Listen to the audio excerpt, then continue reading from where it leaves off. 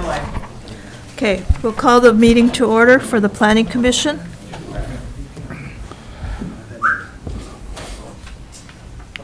Okay, and we need approval for the agenda and the minutes for the July 19th meeting. I'd motion to approve both the agenda and the minutes. I'll second it. All in favor? Aye. Opposed? Motion carries. Under new business, we have the Emily Cihlar request for a conditional use permit for the accessory building.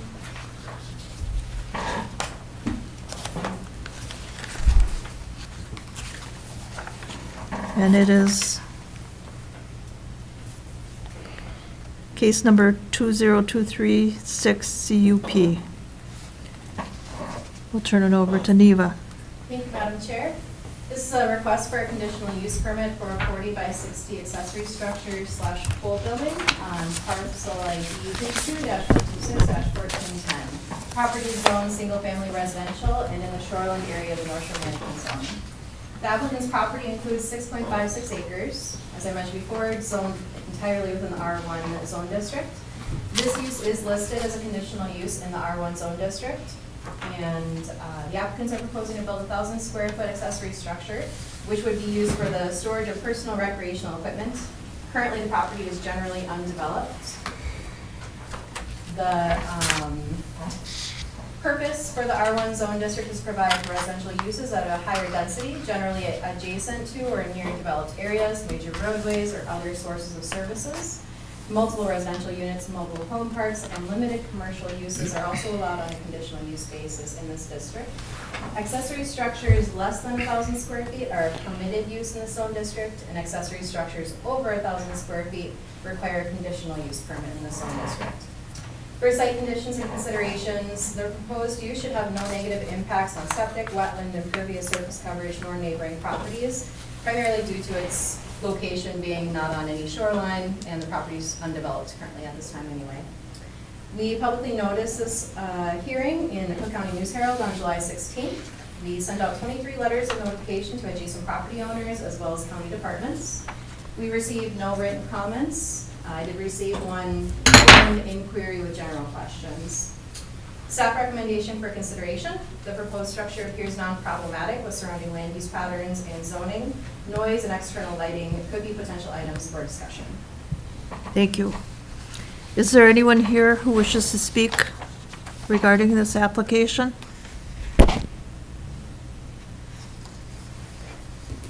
Anyone from the public wish to comment for or against the application? We'll close the public comment and leave it to the board to discuss. Should we say anything about lighting?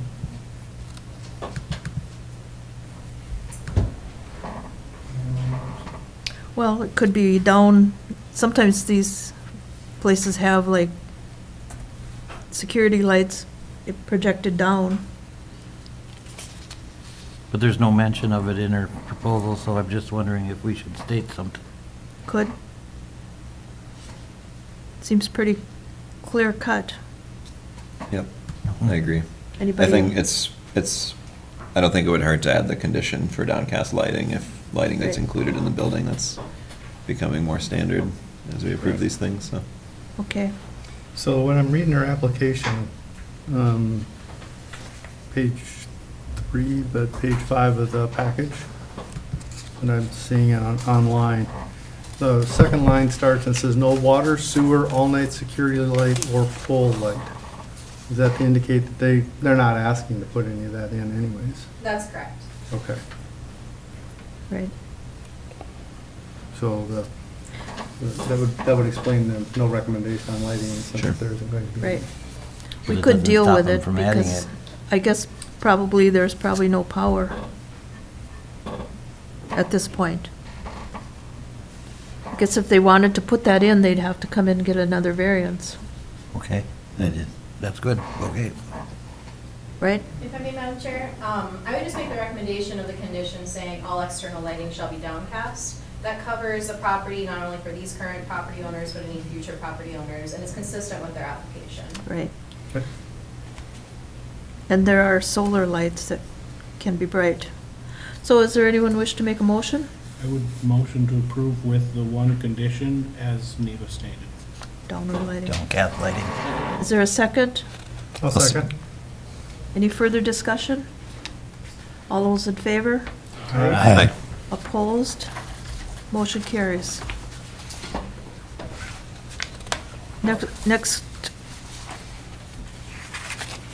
applicant is the North Shore Land Company request for a conditional use permit for a Nordic spa at Lutsen Resort.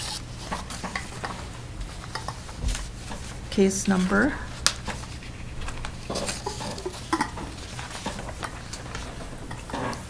2023-5 CUP. Neva. Thank you, Madam Chair. This is a request for a conditional use permit for a Nordic spa at Lutsen Resort. The applicant's property includes 41.96 acres with approximately 779 feet of Lake Superior shoreline and approximately 1,000 feet of Poplar River shoreline. The parcel is contained entirely within the Resort Commercial Residential Zone District. Within that district, all new lots must be 5 acres in size and 300 feet wide. The Poplar River is classified as a remote river. Lake Superior is classified as a general development lake and is managed by the North Shore Management Plan. Lutsen Resort is proposing a Nordic spa, which is based on a sequence of outdoor hot and cool pools, resting saunas, and/or steam rooms with a final step of exfoliation or massage. The application explains that these types of facilities originate from Scandinavian countries and are typically enjoyed in cold climates. This specific proposal includes 3 to 5 outside baths and pools with 4 structures. The spa will involve significant changes to the landscape from blasting, road and parking relocations, stormwater infrastructure, and revegetation. For zoning considerations, this property is located within the shoreland area of Lake Superior and the Poplar River and within the Resort Commercial Residential Zone District. The principal purpose of the Resort Commercial Residential Zone District is to provide for a specific commercial activity of resorts, lodges, and outfitters. Residential uses and limited service-oriented commercial uses are also allowed. The Cook County zoning ordinance lists private commercial recreational uses requiring specialized equipment, buildings, or other facilities as a conditional use in the RCR zone district. For background, Lutsen Resort is nestled at the mouth of the Poplar River in Lake Superior. Approximately 14 acres of the 41.96 acre parcel is located on the north side of Highway 61. Lutsen Resort hosts lodging, a restaurant, events, pools, and massage services, and has on-site housing for staff. Its eastern property boundary is the Poplar River, with the Poplar River Condo Association on the opposite shoreline. To the west is the Lutsen Resort Townhome Association, which shares utilities with Lutsen Resort, but is otherwise in separate ownership. The golf course is located across Highway 61 and Luton Mountain further uphill. This project is one part of a larger comprehensive plan for expansion and improvements of Lutsen Resort. The location for the spa is approximately 1 acre, which currently consists of paved parking area, accessory buildings, and steep vegetated slopes. The Poplar River has had significant coordination with private property owners and local and state agencies for over the last 20 years to address water quality issues due to development and natural conditions. Significant public funding has been spent in the watershed to implement best management practices to achieve improved water quality. Among these efforts, Cook County conducted an alternative urban area-wide review, AUAR, in 2006 to evaluate the different development scenarios and review cumulative impacts to the river. Cook County Soil and Water Conservation District has highlighted several documents which further illustrate the conservation efforts that have been made in the watershed. Site conditions and considerations. For slope and topography, the Nordic spa is proposed to be in a location that will be blasted out of the existing hillside and will result in a steep cliff. The memo from Northland Consulting Engineers, NCE, indicates the owner's vision is to have a rock face similar to what is seen along Highway 61. The bottom elevation is approximately 632 feet. The top elevation is approximately 666 feet. They're resulting in a 30 to 34 foot elevation or tall cutting blasting of materials. Application materials from NCE state grade lowered by roughly 35 to 40 feet. Site plan design show approximately 10 feet between buildings and the toe of the rock face.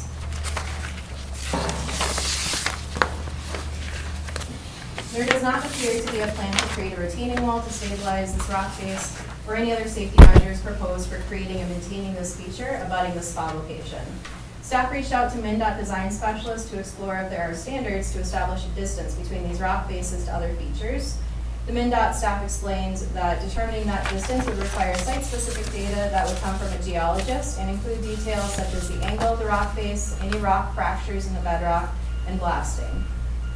For septic, addendum number 1 of the application explains wastewater and septic information. Lutsen Resort's septic system is permitted through the Minnesota Pollution Control Agency. The applicant has stated that their septic system has 4,200 gallons per day of additional capacity for their septic system, and this spa would generate approximately 1,100 gallons per day of the available 4,200. The wastewater generated from this use would likely be from users coming for day use of the spa. Placing the pool water into the septic system is strictly prohibited. Impervious surface coverage and stormwater management. The memo in the application from NCE explains the site will not generate a significant increase in impervious surface coverage. However, it also notes that there is limited space for stormwater infrastructure. Currently, there are no visible best management practices to treat stormwater runoff on the site other than the existing vegetated buffer along the shorelines. There are no specific details in this application for what type of stormwater best management practices will be installed. The NCE memo also explains that the elevation proposed for the bows is designed to accommodate a 5.6-inch rainfall, which is the amount modeling using the NOAA Atlas 14 rainfall data for the area's 100-year, 24-hour storm event. Parking. The spa location would displace existing parking on the northeast side of the lodge. The resort has other projects in early application stages, including the lodge addition and hotel variants, that will also impact parking. There is insufficient information in the application to determine how much parking will be needed to provide for this proposed use, nor where the parking is proposed. Section 5.16 of the Cook County zoning ordinance outlines standards for required parking spaces depending on the use. It is unclear which metric could be used to establish the required parking spaces with the data provided. I included a map on page 17 of 65 of the packet, which has a red circle indicating the approximate location on the property relative for the proposal. Safe access. Current design plans will remove 2 of the 3 access routes from main travel and concentrate both ingress and egress traffic to one main new road to be created. Currently, there are 3 drivable surfaces to the lodge location. 1, the route from the main entrance through Lutsen Resort Townhome Association, which is identified as Upper Cliff House Road, which turns downhill on Lutsen Resort's property to Resort Road, which then ends at Lutsen Resort, and loops uphill to option 2, Resort Road, which goes uphill and is entirely on Lutsen Resort property, accessing up to Highway 61. And 3, a service road that has a much lower capacity that travels from the lodge along the Poplar River and meets up with Resort Road. Current travel patterns through Lutsen Resort indicates a one-way travel down Resort Road to the lodge, then up along the road along the river. The proposed hotel would displace option 1 indicated above. The spa location would displace the existing primary access to the lodge, number 2, indicated above. Design plans indicate that a new Resort Road location would be created north of the current Resort Road location, and the current Resort Road location will be blasted and lowered approximately 30 to 40 feet in elevation to create the spa location at the elevation of Lutsen Resort. I apologize, everybody, that's very wordy. There are no plans to improve Route 3, which isn't highly desirable anyway due to the road location due to its close proximity to the bluff of Poplar River. However, this road isn't being removed and restored to native vegetation either. It is proposed to be retained as an emergency access route. Lighting. The application explains that the project will use downcast lighting and indirect lighting where necessary. Other consideration, pool water management. The application indicates that the draining of pools will occur where there is soil. However, there isn't much evident soil given the spa is located from a blasted area. Without further details, it is presumed that either the soil will be brought on site or the applicant intends to drain the pools and the soil along the river lake shoreline. Addendum number 2 in the application explains the bathing facilities drainage plans. The applicants have provided best management practices list that the Lutsen Resort proposes to follow. Staff find 2 of the identified best management practices to be problematic due to the site conditions. 1, avoiding discharging swimming pools to surface water. The discharging of chemically treated warm salty water to surface water should be strictly prohibited. Number 2, swimming pool water may be discharged to soil surface. The discharging of pool water to soil surface in this location is not likely realistic since the site is being blasted into bedrock, whereas there's soil on site. Again, using the term may is not a requirement. These best management practices may be suitable for pools with natural soil conditions and set further back from public waters. However, as proposed, this management plan does not indicate adequate protective measures for the nearby river inlet. For public noticing, the application was legally noticed in the Cook County News Herald on July 17th. 61 letters of notification were sent to adjacent property owners, as well as county departments, the Army Corps of Engineers, Minnesota DNR hydrologists, Minnesota Department of Health, and Lutsen Township. Written comments, Land Services received 9 written comments from adjacent property owners, as well as a technical memo from Cook County Soil and Water Conservation District, Minnesota Department of Health, and the Minnesota Department of Natural Resources. Some public comments expressed strong support for the new investment in the historic resort. Some public comments expressed concerns with the following: inconsistent with the land use guide plan, possible environmental impacts, requesting additional data, the grade change and subsequent effects, visual impacts to neighboring properties and lighting, traffic impacts and parking, and pool water disposal. I've included a bit of a summary to those comments from the private property owners in here. I also want to highlight from the Minnesota Department of Health Sanitarian. We've included the statement that in this location there may be some concern over the relative closeness of the natural water system and the type of soils. The Cook County Soil and Water Conservation District memo indicates the importance of the Poplar River and cites several of the studies that were cited earlier in this staff narrative. They also speak to the infiltration of beach gravel and bedrock from the water drainage, the importance of the coastal buffer, and the elevation changes with erosion control measures, and also the disturbance from the road cutting. The Minnesota Department of Natural Resources area hydrologist Andy Broad comment indicated several concerns related to the use and its potential impact to the public waters. I won't read through all of it right now because a lot of it is pulled out. Most notable, I think, is that the DNR recommended denial of the CUP based off of these impacts and unknown potential impacts of the use as the plan is right now. For staff recommendations for consideration, the nature of this activity may be better suited elsewhere on the property to alleviate several of the concerns cited within this narrative. There may be alternative locations on Lutsen Resort's property that would be less problematic, with soil available further away from public waters and doesn't involve such significant topographic changes. The purpose of the conditional use permit is to determine whether the proposed use is appropriate in both the activity and location and is consistent with the comprehensive plan and will not be injurious to the public's health, safety, or general welfare. This project is unique and is proposing significant change to site conditions, topography, stormwater runoff, traffic, parking, visual impacts, etc. The Planning Commission has a few options to consider in reviewing this proposal. 1, recommend approval with conditions and stated findings for this decision. 2, table pending additional information. Or 3, recommend denial with stated findings for this decision. Staff requests that this application be tabled until a discretionary EAW can be completed to collect additional data.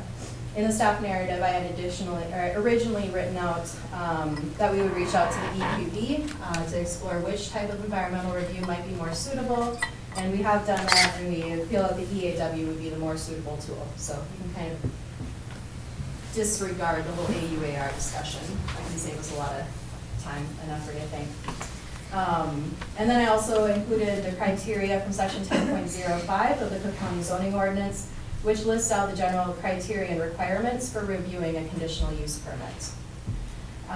On Monday, we published a legal advice memo from our review of the project with the Cook County Attorney Molly Hicken.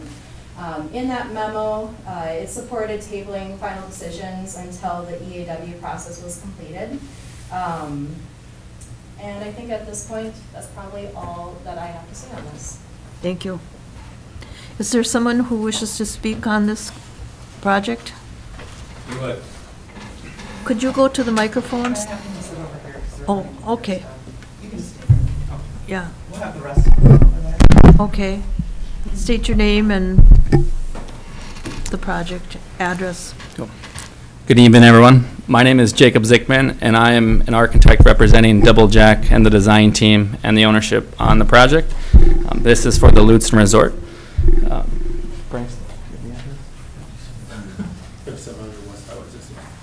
5700 West Highway 61. Okay, thank you. Thanks. So I'd like to start off by just saying thank you for your time this evening, everyone. We understand that this is taken away from your time with your loved ones, and There's other things that certainly could be happening. So we appreciate your effort and your thoughtfulness on the comments and the responses.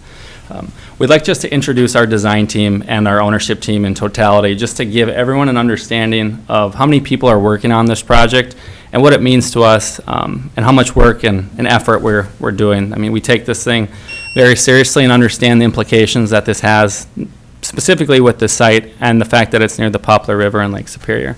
So with that, the ownership team. It shows, if you guys want to turn on your monitors using the power button, it will, there you go. All right. So we'll start on the left. Representing the ownership team, we have Bryce Campbell as the owner, and his project managers, Edward and Susan. And so they've been a big part of this project, coming up and supporting Bryce and the Lutsen Resort, and really master planning this to his vision. And we'll let Bryce speak to that shortly after this. Representing Double Jack, we're the architects on the project. My name is Jacob Zickman. I'm an architect, and David Booth is to my left. He's also an architect. We've been working on this project for the last 3 to 4 months, working with the ownership team and all of the engineers to come up with the drawings that you've seen today, with additional support drawings for this CUP application. CMTA, they are mechanical engineering and plumbing engineers out of Duluth. Some of you may know Chip Jacobs. He's a local friend to many. So Ben and Andy will be representing this on that team. SAS and Associates, so Luke and Allison, they're going to be our landscape architects on the project. This project has a significant landscape lift, and we'll get into that as well. Northland Consulting Engineers, we have civil and structural out of Northland. They're in Duluth. Adam is here today to represent the civil engineer on the project. So if we have any specific questions about stormwater management, that was something that was brought up quite a bit. We're glad to have Adam to answer those tonight. Highmark Builders, Brent Stevens, he's going to be the builder on the projects. It's been great working with Brent. He will call you back. He's very responsive. Natural System Utilities, NSU, we've been working with Adrian and a few other folks there on the septic and the water. GEI Consultants, so an EAW was brought up. We'll be working with Rob Peterson out of Duluth. He's going to be doing the EAW on this project. And then JSN Engineering, they're an additional structural engineer for the bridge. So multiple groups of engineers, but quite a team. And this just really includes the teams directly consulted with us. Obviously, Cook County has been a huge asset to us on this project, as well as Masons and a lot of other folks. So with that, I'll let Bryce get up there and kind of share his vision, tell you a little bit about him and what his goal is for the Lutsen Resort, and perhaps how that can tie back to some of the historical heritage with the Nelsons and what his big picture vision is.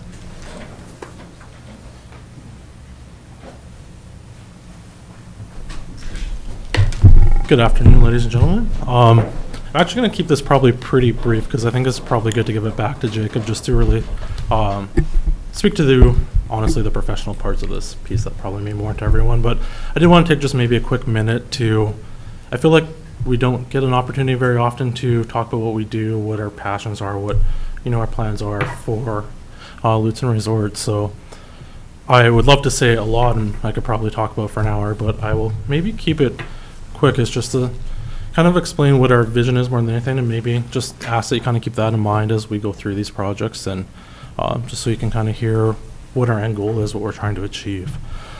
Can people in the back hear? I'm having trouble hearing at this distance. My apologies. Is that a little bit better? Maybe pull it forward even more. And I think I mumble too, which doesn't help anything. Okay, sorry about that. Maybe I'll just kind of start with, we've been at Lutsen for 5 years now, and one of the reasons why we bought it was right away I just was fascinated with the lodge. To me, it seemed like it could be a lodge that you would see in the national park, which when we go on our vacations ourselves, that's one of our favorite things to do, is stay in the many historic lodges in the national parks. And I'm actually kind of nerdy when it comes to that. I kind of brought props, but I have a bookcase that's right full of different architecture that's referred to as parkitecture. That's kind of the main thing I want to speak of. Is one, we're really trying to bring the history back to Lutsen. We want to basically go away from the condo resort model and really focus on where it began as a lodge. That's, that's our primary focus of everything we're trying to do, is that and the Scandinavian history, which is where the spa component comes into this. But surprisingly, the spa component also has a lot to do with that parkitecture. There's two main things that you can take away from parkitecture. One is that your interior design is bringing the outside in, and the second is that your exterior fits in seamlessly with the surroundings. So that's what we're focusing on, and that's actually where the spa comes in as well, is that it's a spa that you're outside and it's landscaped to feel like the natural surroundings. When you're there, you should be able to feel like you're wading in a bath. It's a natural spring in the forest. That's our goal. So everything that we're trying to do is to fit into the natural surroundings, so the buildings and our amenities. And just maybe kind of keep that in mind and try and envision that as these folks talk about what they're trying to bring in design-wise. But I think that's all I really wanted to say. I could go on and on, but trying to respect the time side of this. So thank you for that quick minute, and I will pass it on to, honestly, the experts. Thank you. Thank you. Thanks, Bryce. So we'd like to open it up by just talking about the comments in general. We've gone through the application and the packets multiple times, and so we're going to group a lot of these under certain categories. And if there is anything specifically that we missed, we are absolutely happy to speak on that, and we would prefer to. So please ask questions if there's something that we did not get to that's pertinent to this project or near and dear to you. One of the first things we just want to bring up is the fact that this is a CUP application process. The reason we're saying that is this is really hinged on the use and the location and the activity. And so we strongly believe that the Nordic Spa meets the comprehensive plan by definition and fits the location and the zoning of the RCR in its current place. With that, many of the responses that we've gotten are incredibly thoughtful and incredibly detailed. And we fully intend on responding and answering all of those questions. But before we can answer those questions, it's the can and then the how. And that's how we'd like to phrase it tonight. Before we can get to the details, we need to know that we can answer them. And so we ask tonight that this is really looked at as the use and not the specific details. With that said, those details are going to be very, very important to the success of the area, the Poplar River and Lake Superior. And we're not dodging those questions. We fully welcome them.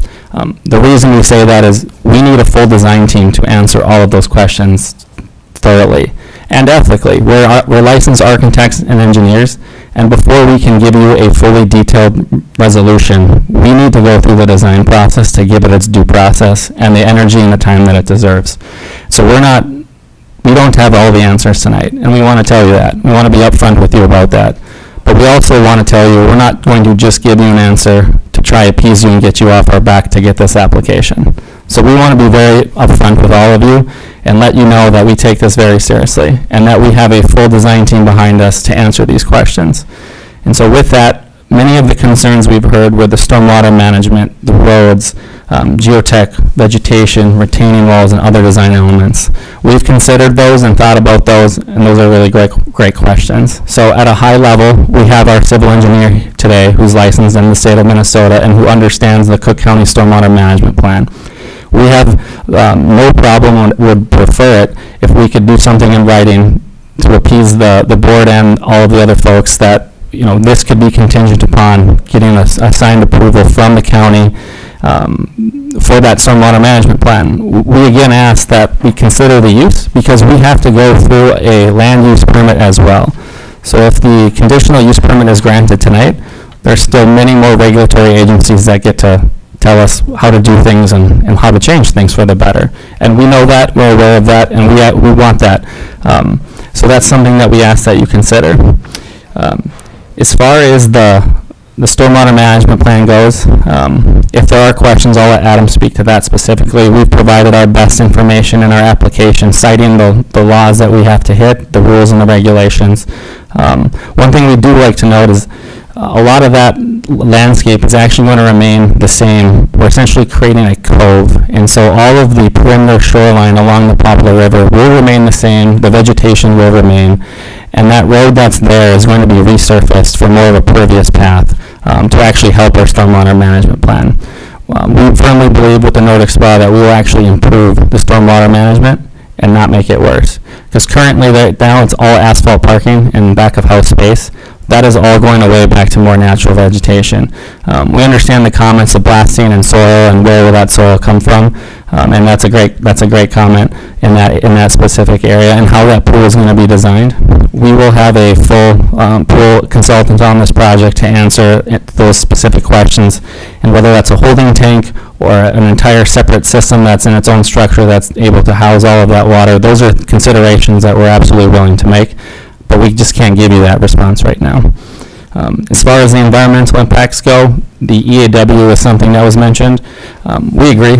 We are in full agreement with that, and we are proceeding forward to get an EAW on this project in its totality, so not just the Nordic spa, but as a whole, the entire campus feature, because that's the right thing to do, and we need that to move forward. So that's something I think we can all agree on immediately. Mentioned the pool water disposal. Again, we will have a consultant on that project. The understanding of how we're going to do this is going to be critical to the site. One thing we do like to note is that bowl that we're talking about with that landscape. We really aren't going to be directing water towards the Poplar River because of the landscape. It's going to be significantly higher in that space, upwards to 30 feet higher. So the rainwater is going to be directed, as it is now, more towards Lake Superior. And that's where we have that potential to capture that stormwater. The word blasting has been used quite a bit in this application, and I will take responsibility for that. We will not be blasting on this project. We have a specialized masonry consultant that actually removes bedrock and harvests rock from multiple quarries throughout the country using a non-invasive method. It has no noise pollution, and it just results, it's drilling and using expansive grout. It's similar to concrete. We have a letter here tonight. Luke Busker is the gentleman that wrote it. I could read it out loud briefly for everyone. So it's proposing Dexpan expansion grout to assist in the removal of the stone to facilitate the Lutsen expansion project. The process has been used throughout the world in situations where there are environmental concerns, existing buildings, and the need for precision rock removal. Other benefits include zero noise pollution, zero impact on surrounding landscape, and wildlife outside the work area. It's environmentally safe, does not require special permitting or license to use. It has the same properties as concrete when it's hardened, and attached are the safety data sheets. We're not going to go through that for all of our sakes, but we have attached that for people to review. So that's going to contain a lot of information the technical experts in the room will want to see. This, I think, is a huge piece of the project because of the neighboring townhomes and the condos. It could be quite disruptive, and it won't be. And we want to let the folks know that this is a route we're proceeding. This is more expensive and time-consuming on the owner to do this, but it's something, again, that we're willing to do because we think it's the right thing to do on the project. Okay, I'm going to just kind of take a time out. Okay. I think it's been recommended by staff to table this, and I don't think we're going to be able to digest everything tonight to recommend either approving or denying. And I want to hear what the board thinks as far as, I said 10 minutes, and it's looking like about 10 o'clock before we're done. So I'm going to take charge here and ask the board where we're headed here. I don't think we should do anything until this environmental review is done. Okay? How I about- have a real keen interest in the environmental impact. Okay, I lived on Camp Lejeune during the time of impact. oh, great, All three of my older children have issues, so okay, I'd really like to see what their, particularly pool water disposal and so forth. The ground around here is pretty pervious, so simple disposal on the ground. You can pour it on the ground and watch it sink right through. And, I know there's a lot Okay. of rock filter and stuff. and Charlie, what's your thoughts? I'm a little torn on it. I agree that we need more information. I do believe I understand what they're asking for is some kind of, to gather this additional information is a significant financial outlay, and to have some, I don't know if we could give some guidance of what it is we're gonna be looking for, or what Right. Yeah. And how about you? Madam Chair, I have a question and a comment. Is this within the boundary of the existing AUAR? Madam Chair and Commissioner, it does kind of come down to that point. The AUAR has long since been expired. So those effects or that study is not applicable in this circumstance. And the projects or the scope of this project was not considered during the development of the. Yeah, that's my point, yeah, because I remember that AUAR and this was not envisioned, so, Right. the second, I guess more of a comment, I think I heard the proposer say they are willing to do an EAW. And so I'll defer to council, but my understanding of 4410, which is Minnesota rules, is that we cannot make an approval or disapproval of a project until the environmental review has been completed and the EAW is considered adequate. Okay. And how about you? Yeah, I would echo that sentiment. I feel like the EAW has to be part of it in front of us to consider it. I think, to respond, the use of a Nordic spa, I'm not necessarily opposed to, but the devil is in the details. So the way that use gets executed has to be in front of us to move forward. And I want to just state, the Planning Commission is not interested in making you run back and forth with, we want to be able to tell you what is needed if this could happen. And part of that is the EAW, the assessment. And we can't make a decision without that, I don't believe. And, dealing with the details of how the cement works on the rocks, I don't think that's tonight's topic. So, I'm still open. I need a site plan where all this is going to be. I need dimensions as to how big this spa is and what it really is, and that type of thing, for me to figure out, and maybe it's my way I input things. So,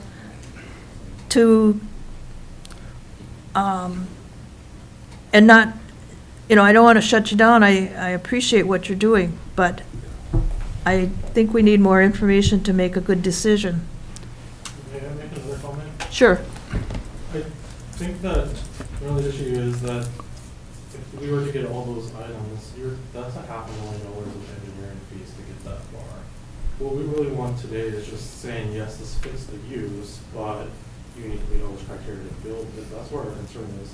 And we look at it, I understand there's a lot of important things here, but the pool's just replacing the pool we already have. All these elements are already on site. We're just basically looking to replace what we have. We just need to know that we'll meet the use criteria so that we can keep going down this road to get all these items Right. and have the traffic plans.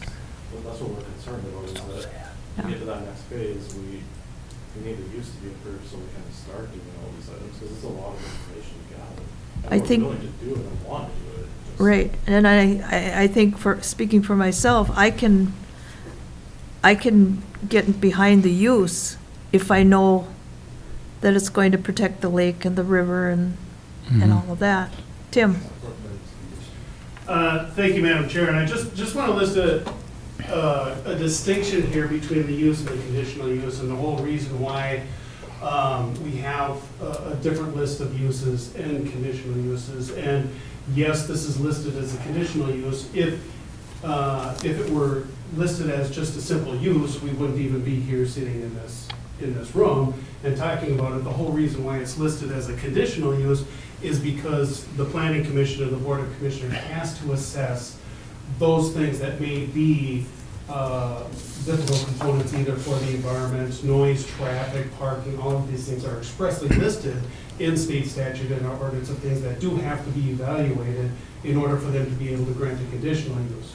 So while, yes, it is listed in the list of conditional uses, so in essence, it is kind of dictated as yes, we agree that this is a use, but it's not, the whole point of a conditional use is that's not in any number or in any fashion, that it does have to be evaluated based on its own site-specific characteristics and circumstances. That's why, you know, where's the cart and where's the horse in this particular equation?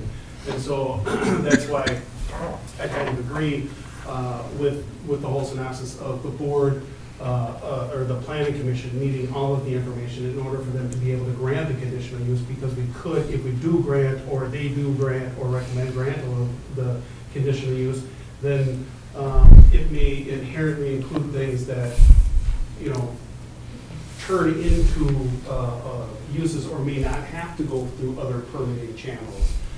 There are some activities that don't have subsequent permits to them, and granting a conditional use would then open that up to be an opportunity to have happen. So not all of the activities we're talking about require further permits. So that's why this recommendation for tabling it until an EAW is completed is what was put forward.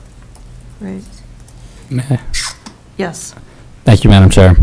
We appreciate your comment about the back and forth, and that's really what we're interested in as well tonight. So you mentioned also plans and locales and dimensions. We have all of that in our application. I just wanted to add that clarification. We did bring additional clarification items tonight as well, but if we're overextending our time, we'll just include those for review. But we have parking counts, we have parking studies, we have visual site studies from the adjacent neighboring condos and townhomes and how their views are impacted or not, and additional applications just to help showcase or show up good faith our effort that we've put into the project.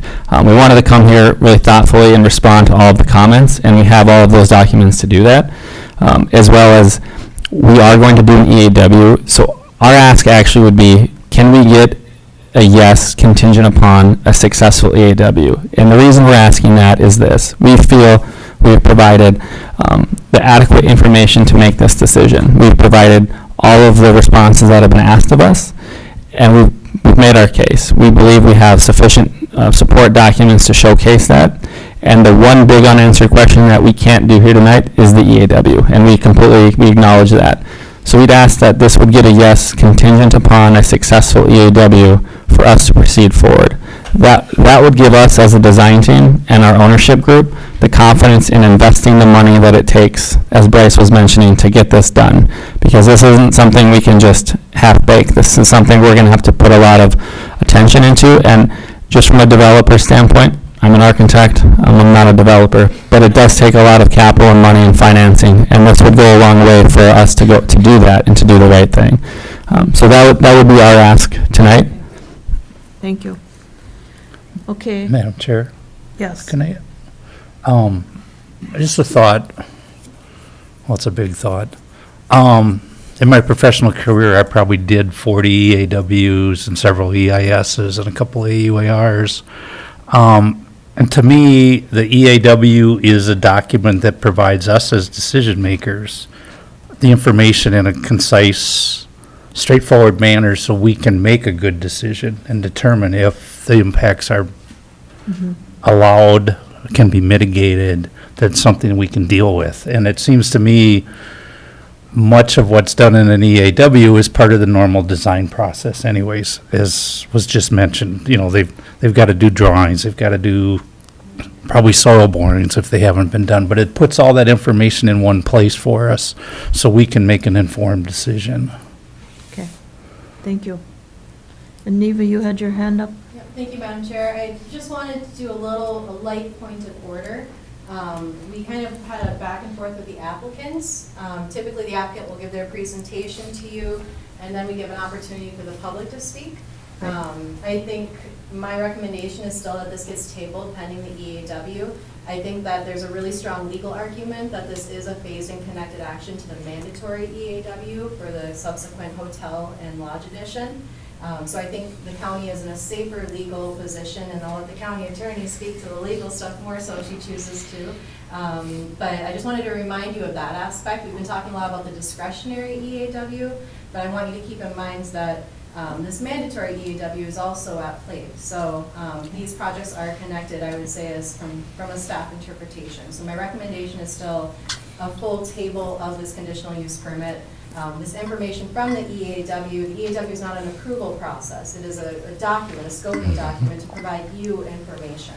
So you should have all the information that you can before you feel like you need to make a decision. So with that said, I do think that this is a good opportunity for the applicants to get all the information that they can get before they go back to work to collect that information, and having an opportunity for the public to speak so that they can get any public feedback to take into consideration might be a helpful step while people may be here. Okay. And I'm going to ask if there's anyone else from the public that wishes to speak on this. Can you step to the microphone and state your name and address?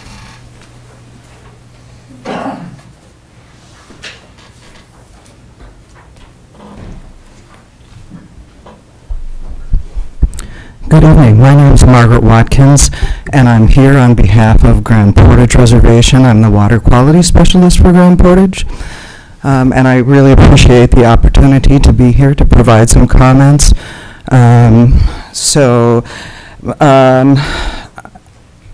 First, I'd just like to share with folks who may not be familiar, Grand Portage and two other tribes, the Boys Fort Band and Fond du Lac Band, have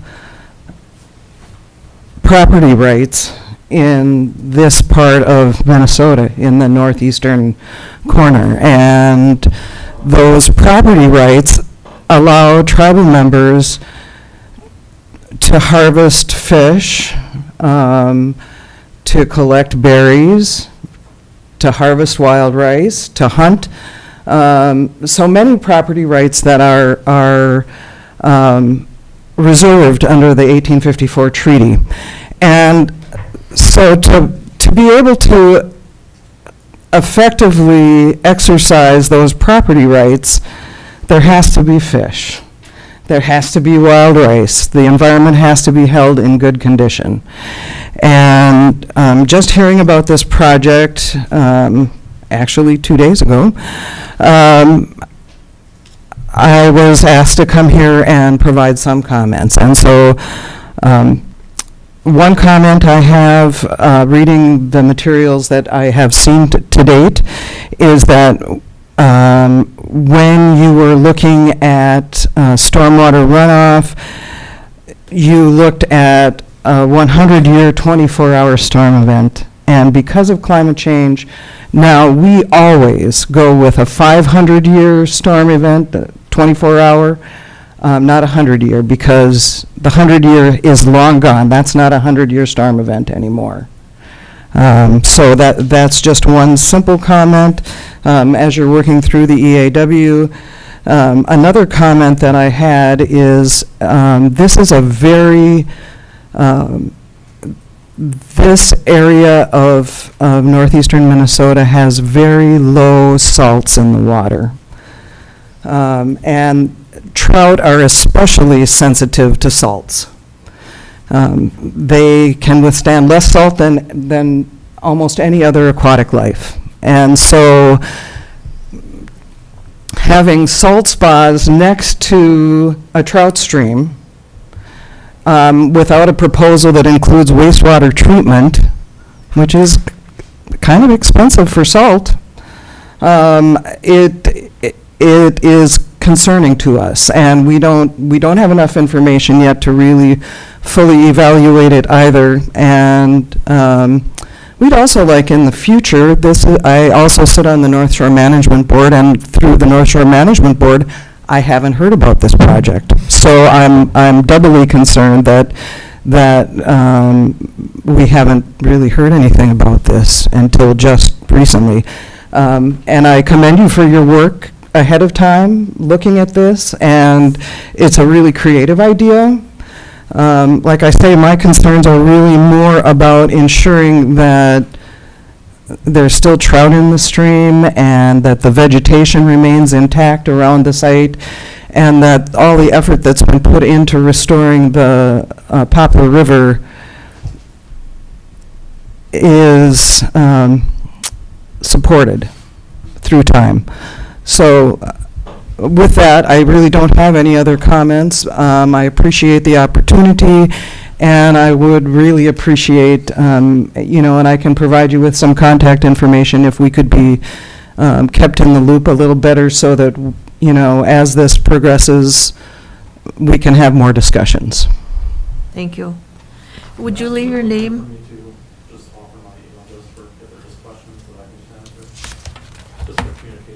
We're just taking comments, so we'll just let this one, and could you leave your information with Neva so we can put you on the list of who to notify? Yes, I think Neva already has all of this. Okay. As does Tim. Thank you so much. We're going to ask if there's anyone else who has comments from the public. Okay. And would you care to comment? Judy? Are you commenting as public? I would like to comment as public. Okay.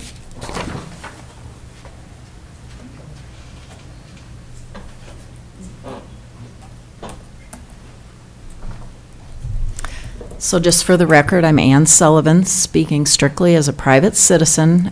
For the record, I live at 246 Devil Track Road. And I'd like to take you back to 2022 when we had huge snowfalls in Cook County, and then a lot of melting. And following the bridge failure on the Poplar River, there was grade and fill work that was done, which resulted in a cease and desist order from the DNR. No public waters permit had been applied for, so there had been no review of the Lutsen Resort project, therefore no determination of what might actually be permitted. To perform any additional work, Lutsen Resort should get a DNR permit to authorize permitted work and to restore any areas that were adversely impacted by the initial unpermitted work. In addition to the EAW, I believe the first issue is that time an issue with the DNR should be resolved. Additionally, I'd like to clarify that in my role as commissioner, I will not make a final determination on this issue until this planning commission continues their discussion and until future related discussion occurs and a vote occurs at the county board. Thank you for listening, and thanks for all your work. Thank you. Is there anyone else from the public that wishes to speak? Okay, Bryce, you may speak one more time. Okay. All right, we're going to close the public comment. We'll talk to the board. What's your pleasure? Table it. Is there a motion? I'll make a motion to table it until the EAW is complete. And maybe something should be done about what they've done to the Poplar River and the DNR be taken care of. I think that's Is that not our business? That's a public comment. It's a record. I don't think it's the planning commission needs to make that a condition. So the Okay. motion is, To table it until the EAW is complete. is there a second? I'd second that motion. Is there any further discussion from the board? Neva? Thank you, Madam Chair. I just want to be really clear about the motion. So the EAW is a process to arrive to the conclusion of whether or not more environmental review is needed. To say that the EAW is complete, I just want to be really clear, maybe until the environmental review process is completed. There is the potential that the EAW process could be completed and determined not adequate, and then there may need to be that next level of environmental review. So I just want to be kind of all-encompassing about the formal environmental review process in accordance with Minnesota State Rules 4410. Thank you for clarifying. Should we amend it? Okay? Definitely. All right, so the motion's made, seconded. Any further discussion from the board? All in favor? Aye. Aye. Opposed? Motion carries. Good job. Okay. We need a motion to adjourn the planning commission. I'll make a motion to adjourn. Is there a second? I'll second. All in favor? Aye. Planning commission is complete.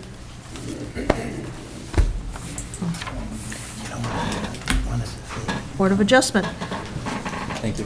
Board of Adjustment. I appreciate it. That's amazing. I think it's very cool.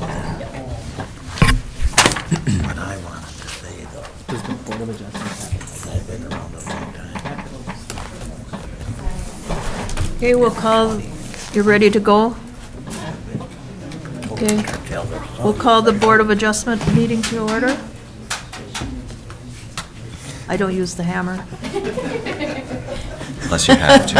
I'm allergic to the hammer, but people are going to listen now. Right?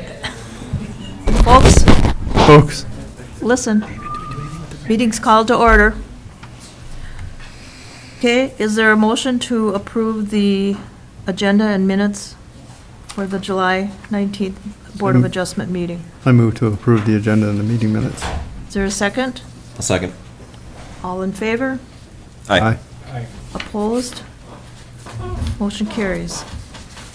Okay, we're moving on to the North Shore Land Company variance request, which is number 2023-18V.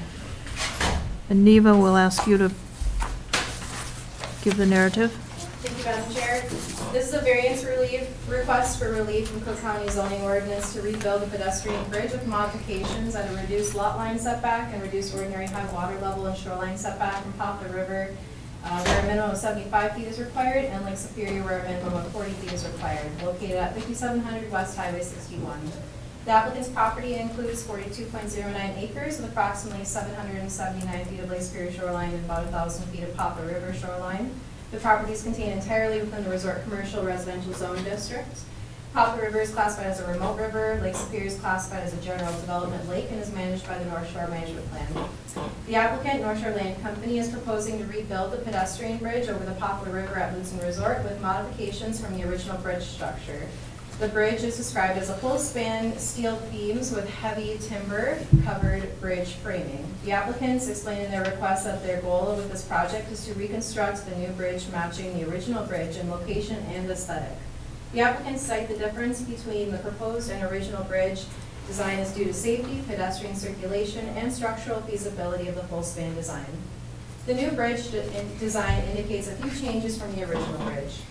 The new bridge will have engineering changes which would slightly modify the structural supports. This change appears to be a minimal change from the original bridge. The new bridge is proposed to span the Poplar River, which would involve removing the old support footings currently in the riverbed. The new bridge would significantly alter the terminus of the bridge. The original bridge was open for pedestrians to take stairs, which led to walking paths on the east side of the Poplar River, which is land owned by the Poplar River Ridge Condominium Association. The new bridge is designed as a closed-off space which widens for a small seating gazebo-like space with a spire for photographs and is either on the North Shore Land Company property or within a newly proposed easement. Ordinance citation: the pedestrian bridge encroaches within the setbacks for property lines, river, and Lake Superior setbacks. I've included the citations from the zoning ordinance in your packets.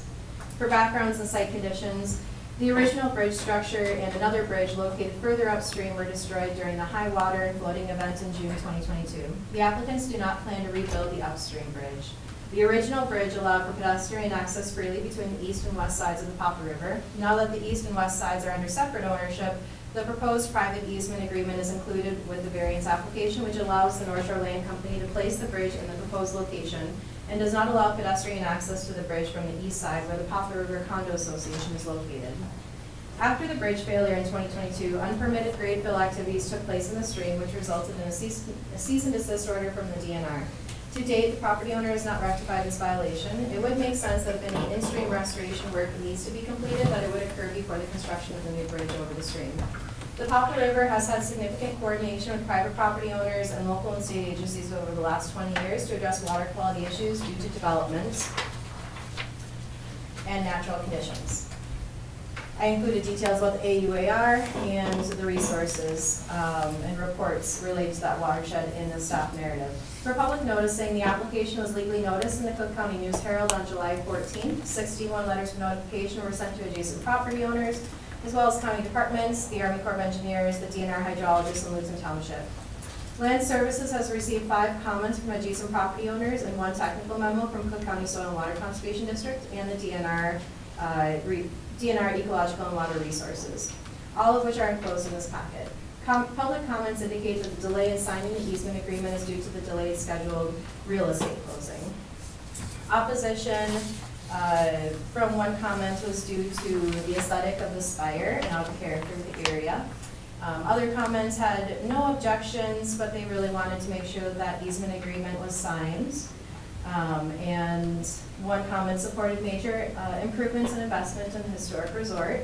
The Cook County Soil and Water Conservation District identified the importance of the Poplar River as a cold water fishery habitat and spawning area for coastal brook trout, coho, chinook, and pink salmon.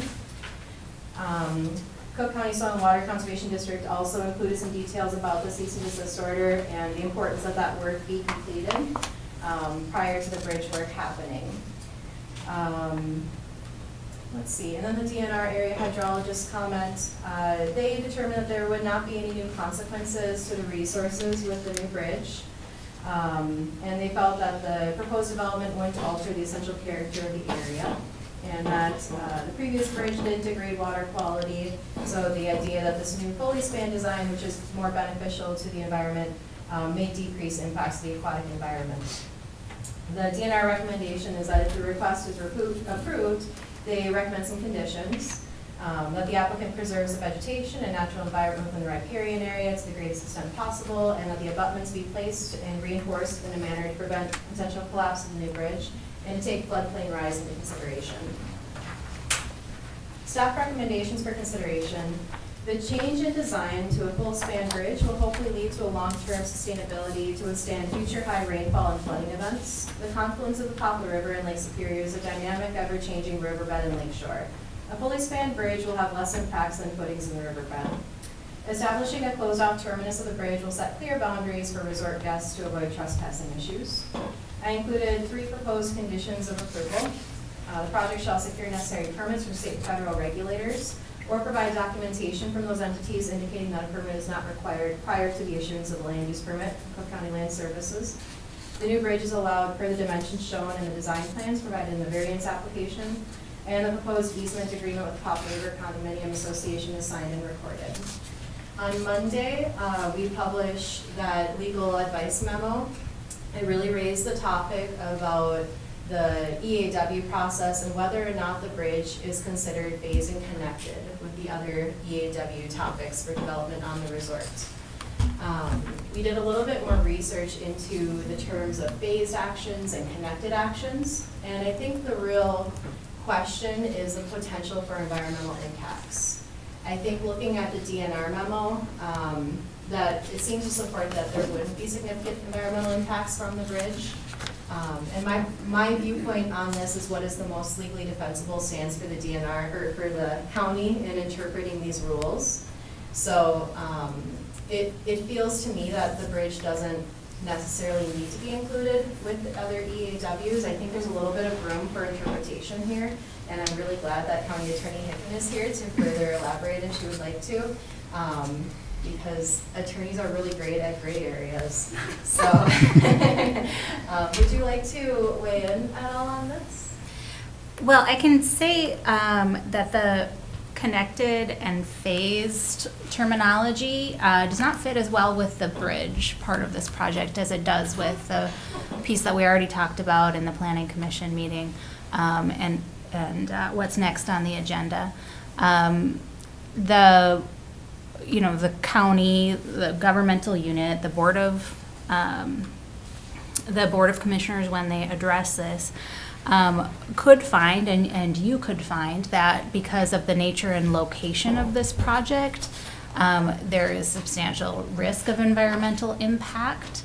I think that you have enough information in front of you today to make that judgment, and whether this should belong in the same category as the other tabled matter, or whether you can proceed with addressing this variance. So that's my gray area way of saying I think you have a legal basis to move forward and table it, or to not, depending on what weight you give to the various comments that are in your packet. Right, thank you. Is there someone that wishes to speak regarding the bridge? We would, Madam Chair. Okay, So Sylvia Bridge. 2 minutes or less this time, I promise. Okay, We would like to address the DNR comments and the SWCD's comments. We, just to reiterate those, that the existing bridge that was destroyed did not have any impact on the water quality of the Poplar River, and then that our proposed bridge will not be in the water. So we will have even a less of an impact from an environmental standpoint. We are approximately 7.5 feet above the demarked ordinary high water mark that was done by the DNR.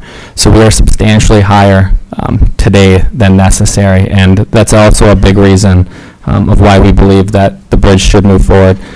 We'd also asked of the Board of Adjustment that this bridge be separated from that memo from the legal counsel for the reasons that were stated by NEVA. This bridge is truly separate as that it doesn't have any features from a development standpoint. So this isn't a large development. This doesn't have plumbing fixtures. This truly is a standalone item. We've also been coordinating with the DNR and the fisheries. We've had multiple meetings. We'd be happy to share those meeting minutes and a lot of their recommendations. But Danny and Cliff from the DNR have recommended and given us approval that we could proceed forward with the bridge and build it as long as it passes the proper permitting application. So it would have to go through the DNR permitting application and be reviewed and approved. That's a 40 to 120 day process. But they believe that that is truly separate from the CDO that was put on the project. So they've given us their blessing to move forward with that project despite the CDO, and they're specifically stating we do not have to wait for the stream restoration to be done prior to the construction of the new bridge. And we ask that they are the authorities having jurisdiction on that ordinary high water mark. They're the primary rulers in that, and we'd ask that that be taken into consideration for your ruling today as well. Speaking to some of the aesthetics on the bridge, Edwin Lundy is an infamous architect in Minnesota. He's since passed away, but a lot of his work still stands at the resort. And as Bryce mentioned earlier in some of his books, it's everything that we do this right and that we get every detail correct. So the spire, although maybe not desirable by some, is an important detail to Edwin Lundy, and it's something that we're replicating that really represents the Lutsen Resort. And it's something that the ownership team are passionate about doing well.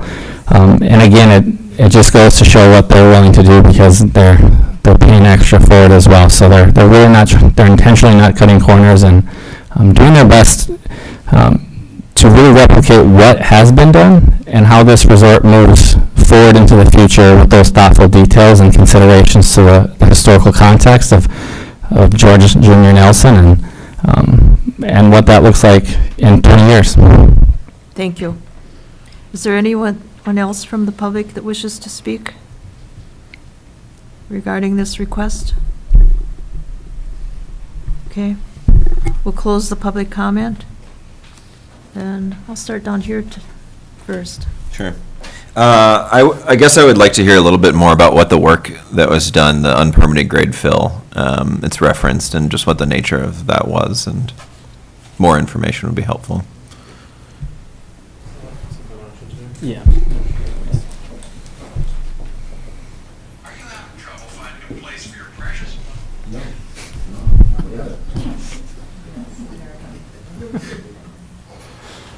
I think my easiest thing to answer would be, I understand there's concern, but I'll answer the question, but I would also like to say, I don't think anyone realizes how much frustration I have with a contractor that basically put us in this position. I don't think people realize that. And I know that comes back to us in the, well, you hired him scenario, but, ask people to remember that this contractor did shoreline restoration for us in 2 harbors and did an amazing job, did all the right avenues. And I can't believe that things turned out the way they did personally. And so I think, it's frustrating because I'm next to that river constantly.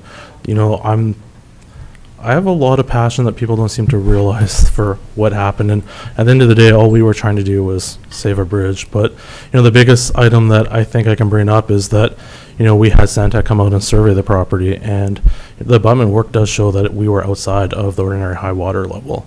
And that's something I think that, one thing that I would just say as the answer to that is that we have a survey that clearly shows and documents that that work was outside of that line. And the rest of it was, it's an ongoing, bigger picture. But, yeah. Maybe answer a little bit more than that, but the biggest takeaway is that, we do have that survey from Stantec showing that the abutment work was completed outside of that high water level.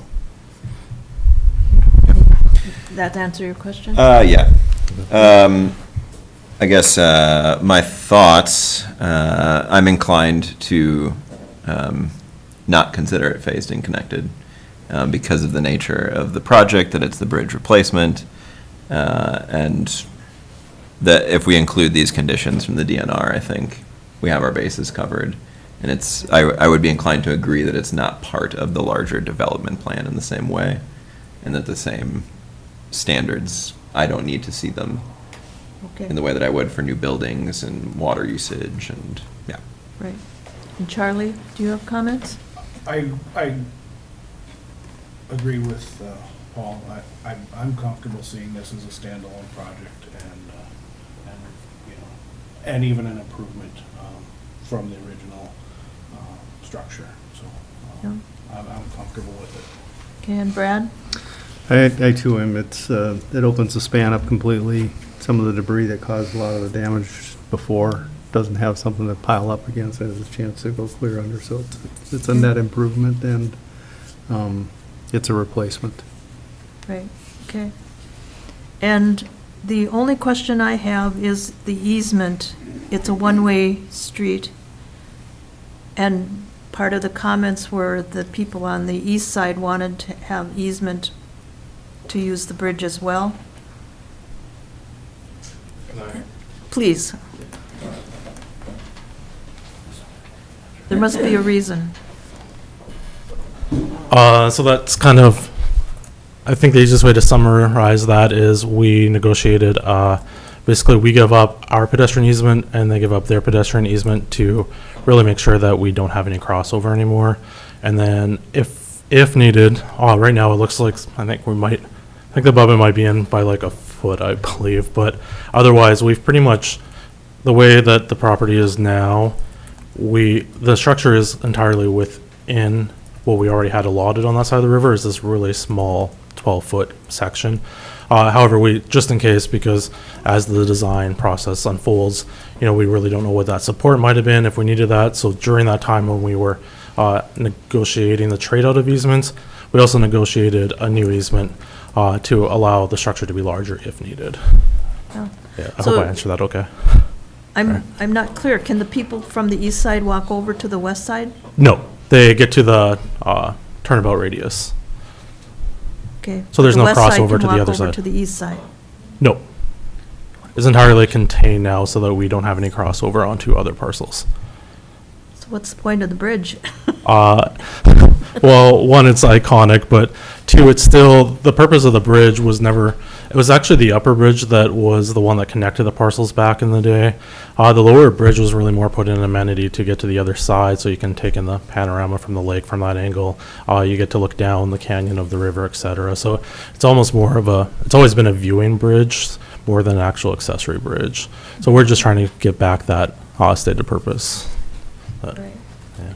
Okay. So- Eva? Madam Chair, I know it's unusual for me to ask a question, but there was some information that they provided that I was just a little curious on. Can I ask a quick Sure. question? You can go sit in the public chair. I'm just thinking about the timing. You stated that you want the bridge approvals, but that's going to happen before this in-stream work. And I'm wondering if the development of the bridge is going to hinder your ability to do that in-stream work if you're building the bridge over that stream. Can you just speak to that timing and kind of what the reasoning is to build the bridge before doing the in-stream restoration work? So I think that's an ongoing push to, conversation with the DNR to make sure that's kept separate, and probably honestly more contractor issue. I don't know how honestly all that's going to turn out. I wouldn't say that there is any concern. That span is insane. Like as Jacob mentioned, we're 7 feet higher. We're approximately 7'6" higher than the ordinary high water mark. However, there is substantial feet from that to actual top of river and grade below. So there would be, my approximate guess would be at least 10 feet clear for transferring of back and forth underneath the clear span bridge. And I, The photo of the bridge, the drawing, the rendering, I suppose, it just really looks low to the river to me, and that's what kind of piqued my interest. I can't really see an excavator going underneath that to do stream work, so I'm just wondering if this is a very practical plan, I guess. sure. I would suggest that we would have adequate space underneath the clear span bridge to move back and forth. However, I can't speak to the equipment that's going to be used or the exact machinery. So without promising something we can't deliver, I would say we have at least 10 feet, if not more, for moving back and forth. Okay. Yeah, I appreciate the time, Madam Chair. I guess I just want to be sure that, like, I know that this is separate from the in-stream work. It would be good that that in-stream restoration work actually gets done eventually, but it is in part separate from the bridge, so I just want to be sure you guys have been thoughtful about that timing to actually get that work done. It's very important. May I speak to that just quickly a little bit more? Yes. Oh, really quick, just, I think part of it's too that, we're trying to focus on our part, and maybe it's the belief that that's going to be something that hopefully the contractor has to figure out, and I don't want that to sound rude, but it's, we've done as much as we could. We've got Stantec to create proposals, and we pass them on to the contractor, hoping that they would take, I guess, I shouldn't say responsibility, but maybe initiative. And, that part could be years out for all we know. We don't know how that's going to proceed, and I hope I'm not overstepping any bounds, because I think this is obviously an ongoing case at this point. You're But leaving it to the contractor that you fired to come back and do the in-stream restoration? no, we're pushing the responsibility towards that. Like, So you're yes. not taking ownership to do that restoration work? Oh, we don't, that's where, this is kind of an ongoing, I guess, complicated. Okay, Yeah. that's just different than how I had understood the role. So- We think that they took some actions that they clearly shouldn't have, and where that ends, where that lies, and who knows? The restoration, from what we've understood, the restoration can take up to 2 years by the time it gets through enough permitting processes. That's a very long time frame. That has a lot of unknown, or if there even is, or what damage there could be if there even is damage, or what that is. Those are the things that, at this point, no one knows, right? Sorry. Okay. I'm just thinking this is more like an accessory building across a river than it is a bridge. It's just like, will there be water, electricity, tables, serving? Just electricity. What? Just electricity. Okay. It's going to probably be a wedding venue. No, the bridge is keeping true to the historic nature of the old bridge in size, width, and height. That cannot accommodate a wedding. Okay. It is very, very narrow. Two people can walk by, but they will brush shoulders. What's the width? 9.9 feet? 2.5. It's 5'2" clear for the walkway.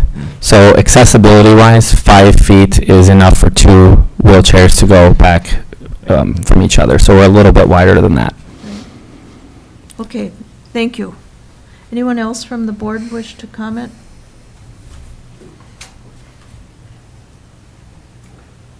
I need a motion.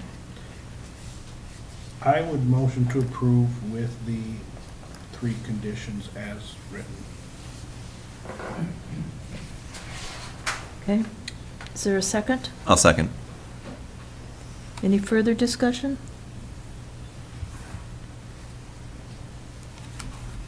I'm wondering about the questions.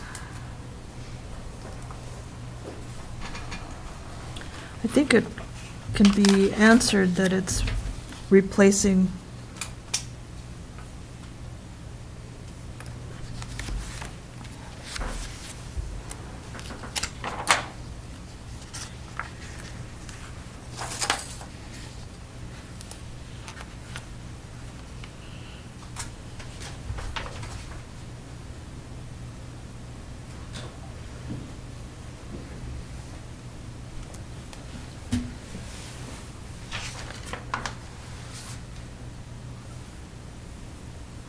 I guess I would suggest that given the historic nature of the original bridge.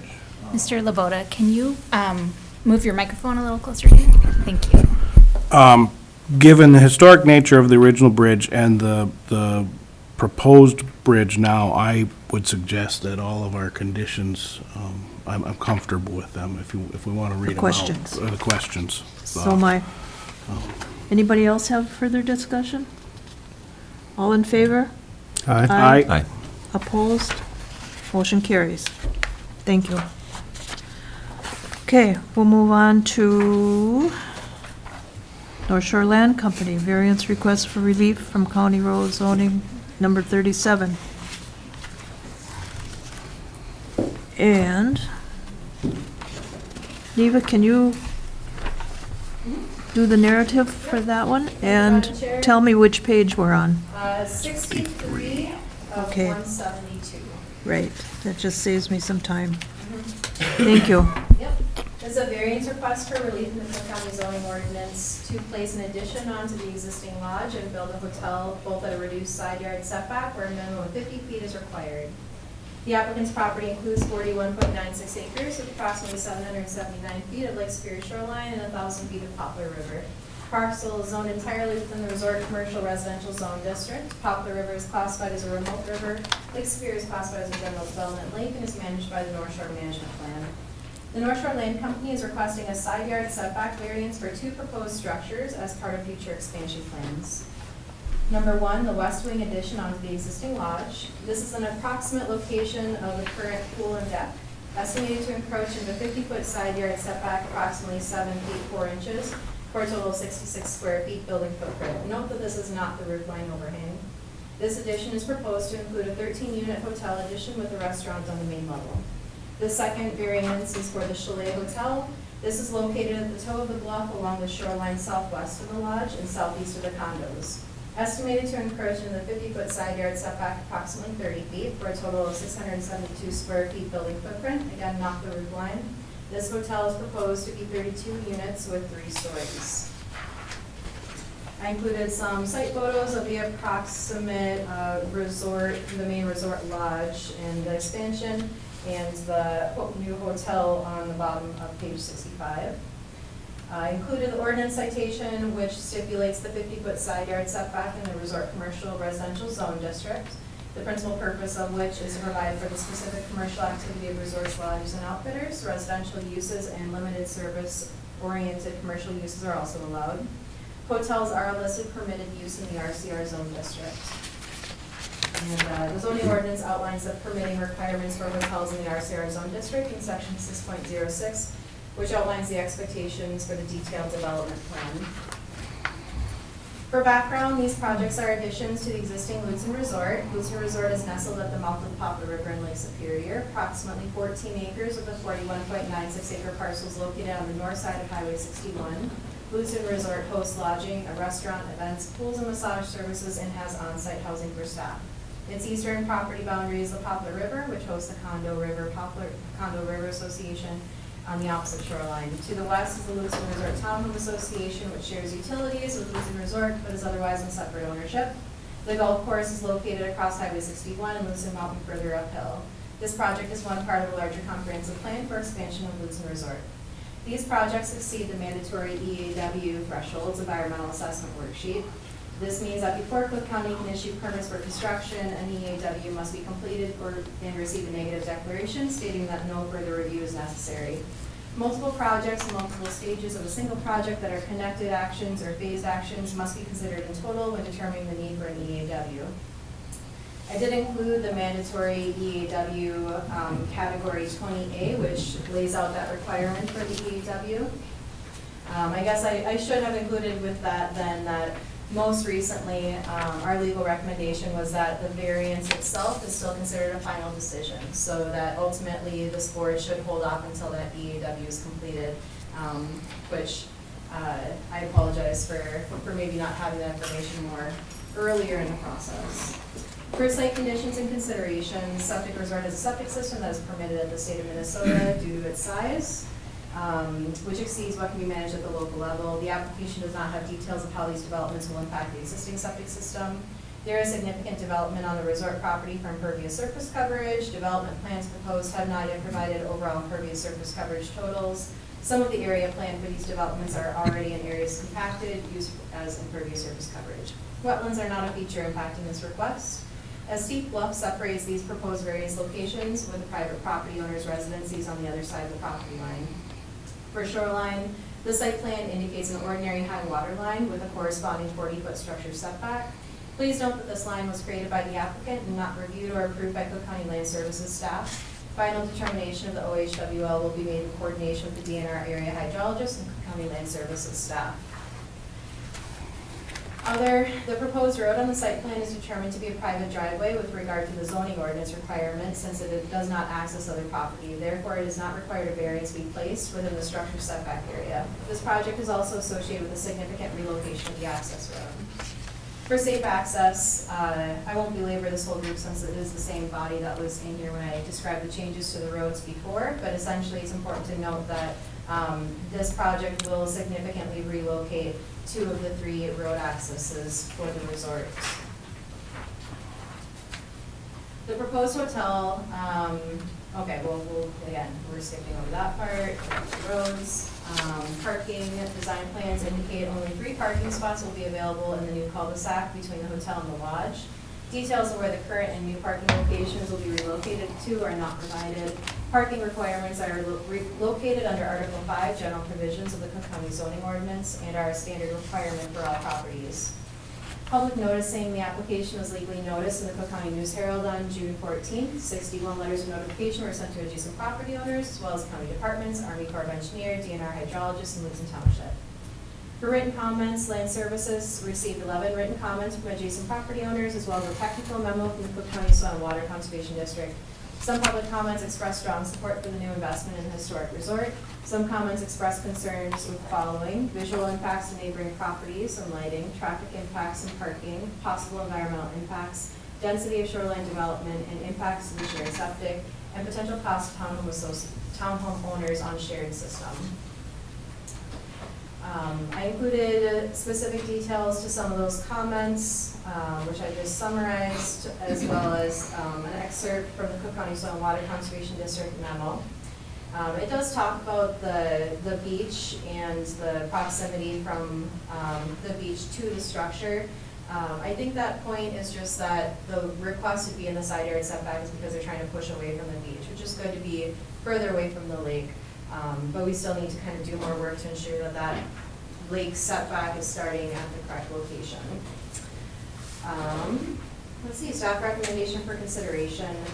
The criteria for reviewing variances are listed in section 14 of Cook County zoning ordinance. Although both of these requests are relatively small encroachment into the structure setback areas, it is unclear whether a practical difficulty is present in necessitating the need for the variance. Specifically, the criteria that is listed in item 4, the property owner has established that the practical difficulty involved is due to circumstances unique to the property and not created by the property owner. The application specific for the lodge addition indicates that the need for the variance is due to the design of the building to maintain Edwin Lundy designs. This is not a circumstance unique to the property. The hotel application indicates that the purpose of setting the hotel further back from the lake and into the side yard setback is to allow for better stormwater management and shoreline buffer. Neither of these reasons are circumstances unique to the property and could otherwise be managed by modifying the design of these structures. The design plan to match the Edwin Lundy style to add symmetry to the building should clarify that the viewing of the structure from this perspective will only be visible from a few locations from the beach, from the exterior of the beach. Lastly, the application quantifies the variance relief by the square footage of the structure. Details should be clarified by how much of the roof line will encroach into the setback, since structure setback is measured by the drip or by the roof overhang or drip line. As mentioned earlier, this application is for the review of the variance request to encroach within the side yard setback. Staff encourage the Board of Adjustment to focus on whether a practical difficulty is present, necessitating the need for the variance. Again, we had that updated legal memo on Monday, and the criteria for the mandatory EAW also talks about intermediate decisions by final decision-making authorities. So the Board of Adjustment, when you make a decision on a variance, that is a final decision. And so the most technical viewpoint of that rule would say that we actually should not make any final decisions at this point for this variance until that EAW process is done. Thank you. Okay. And does someone wish to comment from the public? Madam Chair? Yes. Madam Chair, point of order. Do you want the applicant to speak first before we go to the public comment part? Sure. Let's do the applicant. Sorry. Hi, thanks. My name's David. Thank you, Neva, for the summary there. I'm going to try not to repeat a lot of the things that were in there. The key points from our perspective are really taking a look at the conditions that we're under, especially with the chalet addition. Jake, if you could share that drawing.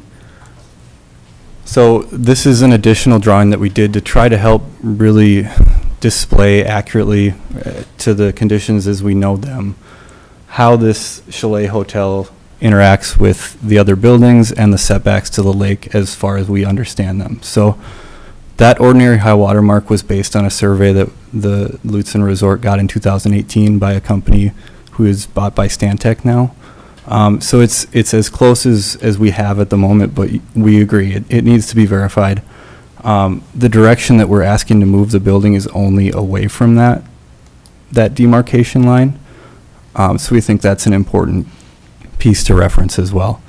We can go into specific stormwater items if necessary. I know Adam is here to talk about that if there are any particular concerns. But I also do want to just reference with the hotel addition as well. It is very important when we take a look at adding on to an Edwin Lundy building that we think about the proportions and get them right. We've provided documentation of what's existing and what we're looking to add, and I think it very clearly demonstrates what we're trying to do, and getting that symmetry right and getting the architectural elements correct is important. And then understanding the pretty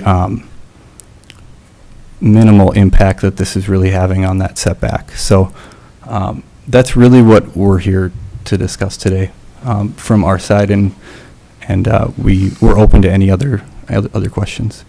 Thank you. Is there anyone from the public that wishes to speak? Ann?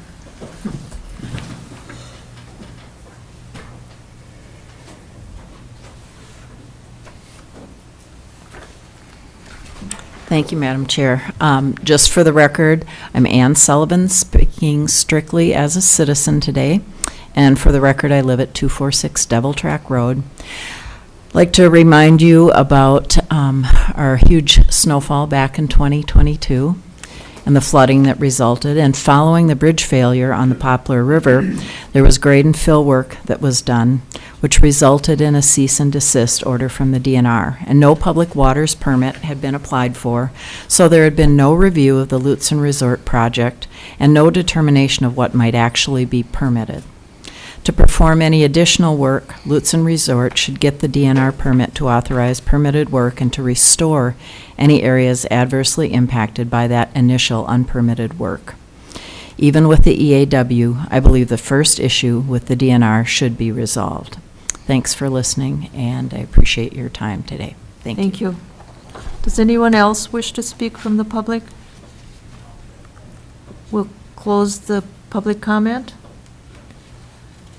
And Brad? This is, I don't think we have any, this is just input. I think we probably need to table this until the required EAW is done. Is that correct? Okay. yeah, that's where I was going to go. Okay. Yep. Took the words right out of your mouth. Yep. Okay. Anyone want to make a motion? Madam Chair? Yes. I just want to open, I don't think it hurts right now, just have a general discussion about the term of practical difficulty so that the applicant can at least leave Okay. getting some feedback from you. Okay. Whether or not you view these designs as a practical difficulty or the property itself, that way they feel like they've gotten something for this time. Mhm. Okay. Your review.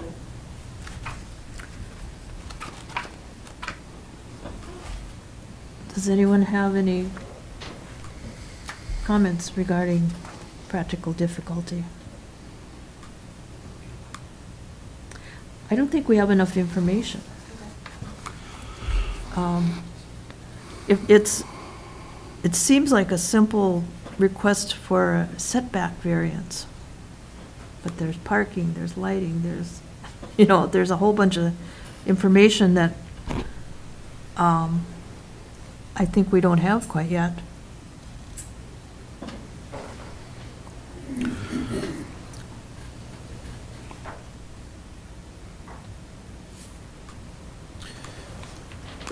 I think I would look at the two proposals differently in terms of practical difficulty, honestly. Okay. The expansion on the lodge feels different to me than the separate structure, quite honestly. That's my initial assessment of it. I see how that's connected to the building, that you're adding on to that existing building. That's relevant. Building a whole new structure and requesting that setback variance feels different to me. That's my initial assessment of it anyway. Okay. Yeah, I agree with you because it just, it's the logical place for an addition. Take out the pool and put in an addition. If the only request was the addition, would that trigger the EAW? No.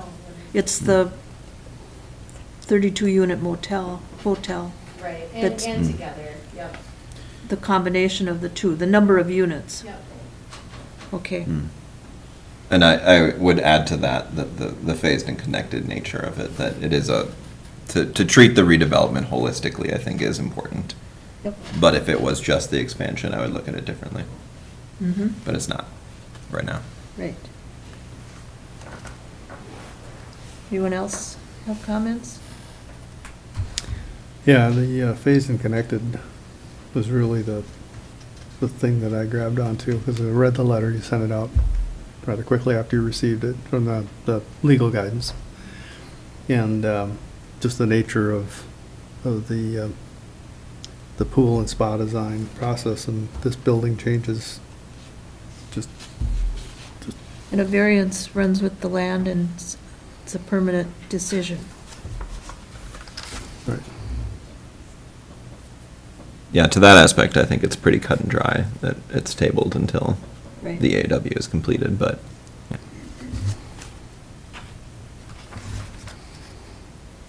Okay, anyone want to make a motion? I don't have any direction. It's spelled out pretty clearly.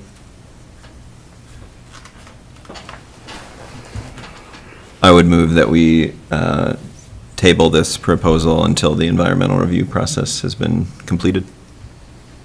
Is there a second? I'll second that. Any further discussion? All in favor? Aye. Aye. Opposed? Motion carried. Okay.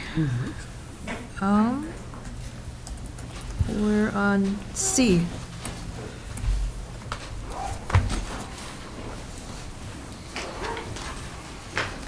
Which is page 111.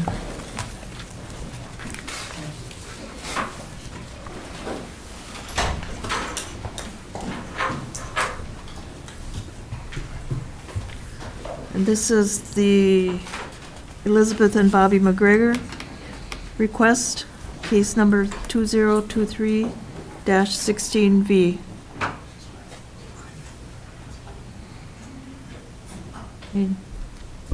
Diana, we have a copy of all those materials, right?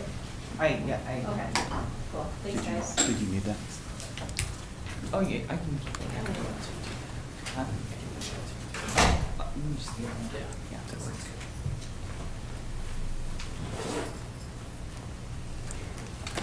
And Neva, you can go ahead with the, McGregor? Yes. Thank you, Madam Chair. This is a variance request for relief from the Cook County zoning ordinance to reconfigure the 2 existing parcels into 2 substandard parcels where a minimum lot width of 600 feet is required in the FAR1 zone district located at 1473 Pine Mountain Road. The applicant's property includes 2 parcels. The first is a 24-acre parcel with approximately 890 feet of Mush Lake water frontage, and the other parcel is a 20-acre parcel with no water frontage, the north and the south parcel respectively. Both of these parcels are contained entirely within the Forest Agriculture Recreation FAR1 zone district. The Cook County zoning ordinance stipulates that these are 20-acre minimum lot sizes with a 600-foot lot width and water frontage minimum. Mush Lake is classified as a natural environment lake. The applicants are requesting relief from the lot width requirements to reconfigure the 2 existing parcels to allow each parcel to have equal water frontage on Mush Lake. On the bottom of page 113 of 173 of your packet, I included a table where I tried to summarize the current and proposed for the water frontage, the lot area, and the potential for the number of dwelling units between these 2 lots. You'll see the FAR1 zone district standard in kind of the first kind of main column, and then that north lot, and then the south lot on the far side. I included the ordinance citation that kind of includes some definitions to help clarify how this variance came to be requiring a variance. One thing to note on there is that the natural environment lake classification only requires a 200-foot lot width minimum. So it's really the FAR1 zone district that's triggering the need for the variance. It's not due to the Shoreland classification of Mush Lake, which I think is a pretty unique factor to this request. Together, these 2 parcels make up Government Lot 5 and are the only private land on Mush Lake. The applicants have provided historical survey data from the 1800s and early 1900s, showing that resurveying over time has modified the lakeshore quote-unquote dimensions for Government Lot 5 is probably how I should have phrased that. This information shows how this government lot has slightly changed over time with new survey data. For septic, the applicants have stated that both proposed properties have new outhouses constructed and both old outhouses have been properly abandoned. For impervious surface coverage, wetlands, and slope, there are no issues with these features related to this request. The application was legally noticed in the Cook County News Herald on July 14th. 29 letters of notification were sent to adjacent property owners as well as county departments, Cook County Coalition of Lake Associations, and the DNR hydrologist. No written comments were received. Staff recommendation for consideration. The lot width variance is primarily due to the shoreline water frontage. However, both new parcels widen further from the lake and eventually meet the conforming 600-foot width on the back or south side of the parcels. The new configuration providing both parcels water frontage will have an impact to the potential number of dwellings able to be placed near the shore.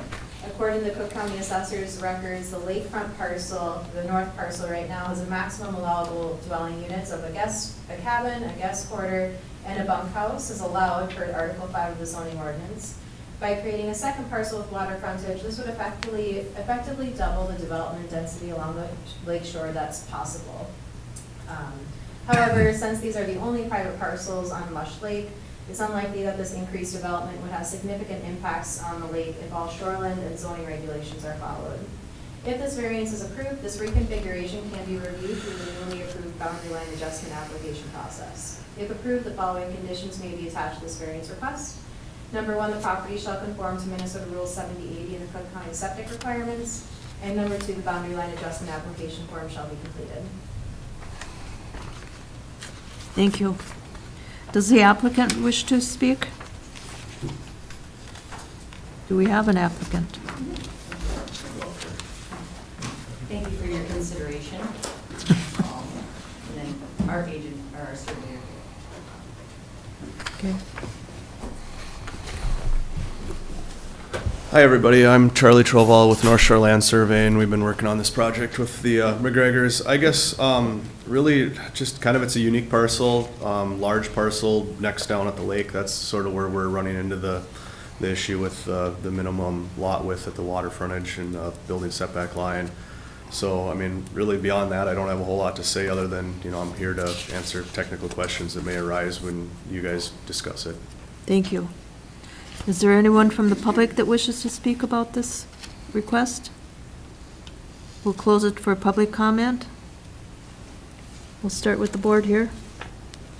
Brad, do you comment? It's apparent that they've tried to comply with all of the other FAR requirements for size, so they're still 20 acres, they've got 600 feet of frontage on the backside of the property. So it seems a reasonable effort to move up to the water line and create 2 shore lots there. But otherwise, they're complying with everything else that FAR is asking for, so it seems a reasonable request to me. Charlie?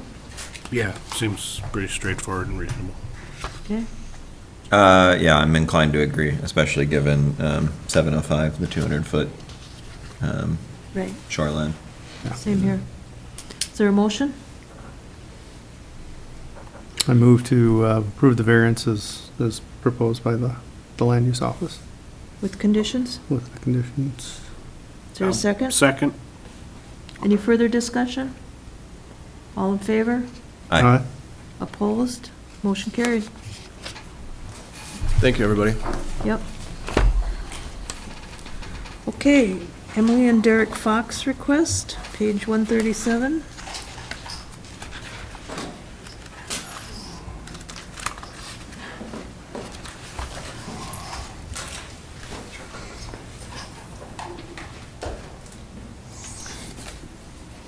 And this is case number 2023-17V.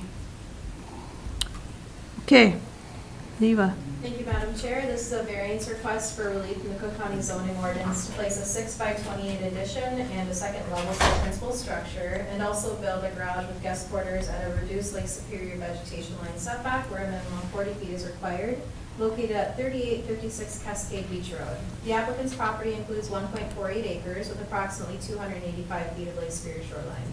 The parcel is contained entirely within the single-family residential R1 zone district. Newly created lots within the R1 zone district must be 1 acre in size and 200 feet wide. This parcel is conforming. The Lake Superior is classified as a general development lake and is managed by the North Shore Management Plan. The applicants are requesting to expand the current cabin with the addition of a second story and a 6x28 addition on the existing cabin, all of which is within the 40-foot structure setback. Additionally, they are requesting a garage with living quarters, of which an approximate area of 18 by 24 would encroach within the structure setback area by approximately 14.5 feet. I've included the ordinance citation for the structure setback requirements from Lake Superior. For background, the Cook County Assessor's records indicate the cabin's actual build year is 1958 with an effective year build of 2005, indicating that the structure has been maintained over time. This property is used as a short-term rental with a current vacation rental license. For septic, the development plans include relocating the septic tank to accommodate the garage and living quarters. There's no issues with impervious surface coverage nor wetlands with this application. For slope, the proposed building sites are flat, however, the driveway down from Cascade Beach Road and the shoreline are both steep slopes. For other notes, the Lake Superior shoreline in this area has active erosion activity, as is evident by the retaining walls and various shoreline stabilization projects at this and neighboring properties. Much of the shore impact zone of this property has been altered from shoreline vegetation to lawn, walking paths, buildings, and parking areas. For public noticing, the application was legally noticed in the Cook County News Herald on July 13th. 12 letters of notification were sent to adjacent property owners, as well as county departments, the DNR hydrologist, and the North Shore Management Board. One comment letter from adjacent property owner located on the west of the subject property, Stephen Helgeson, commented in support of the variance request. The Cook County Soil and Water Conservation District provided a technical memo. The SWCD indicates that this parcel is in an area susceptible to erosion along Lake Superior, and stormwater management is important to reduce additional erosion. The following are specific recommendations for consideration. Move the building back prior to the addition installation to reduce impervious surface coverage at the coastal line and improve the native buffer along the coastal area to filter nutrients and sediment and reduce erosion impacts. It's expected that wave events and precipitation events are going to increase, and moving the building may be a heavy lift financially now, but will help protect the structure long term. Continuing to deal with wave action and erosion annually can be costly and impact the natural sediment transfer and the water quality of Lake Superior. Areas of gravel along Lake Superior should be restored to native vegetation. Stormwater and precipitation controls from the property should be directed away from Lake Superior. These controls can add to erosion issues.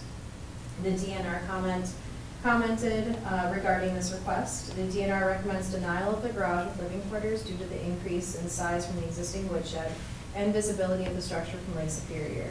Additional details of the DNR's analysis included in the memo. The DNR provides recommendations for the primary dwelling addition in their memo to use best management practices to control stormwater runoff, which is mentioned elsewhere in this report as well. Staff recommendation for consideration.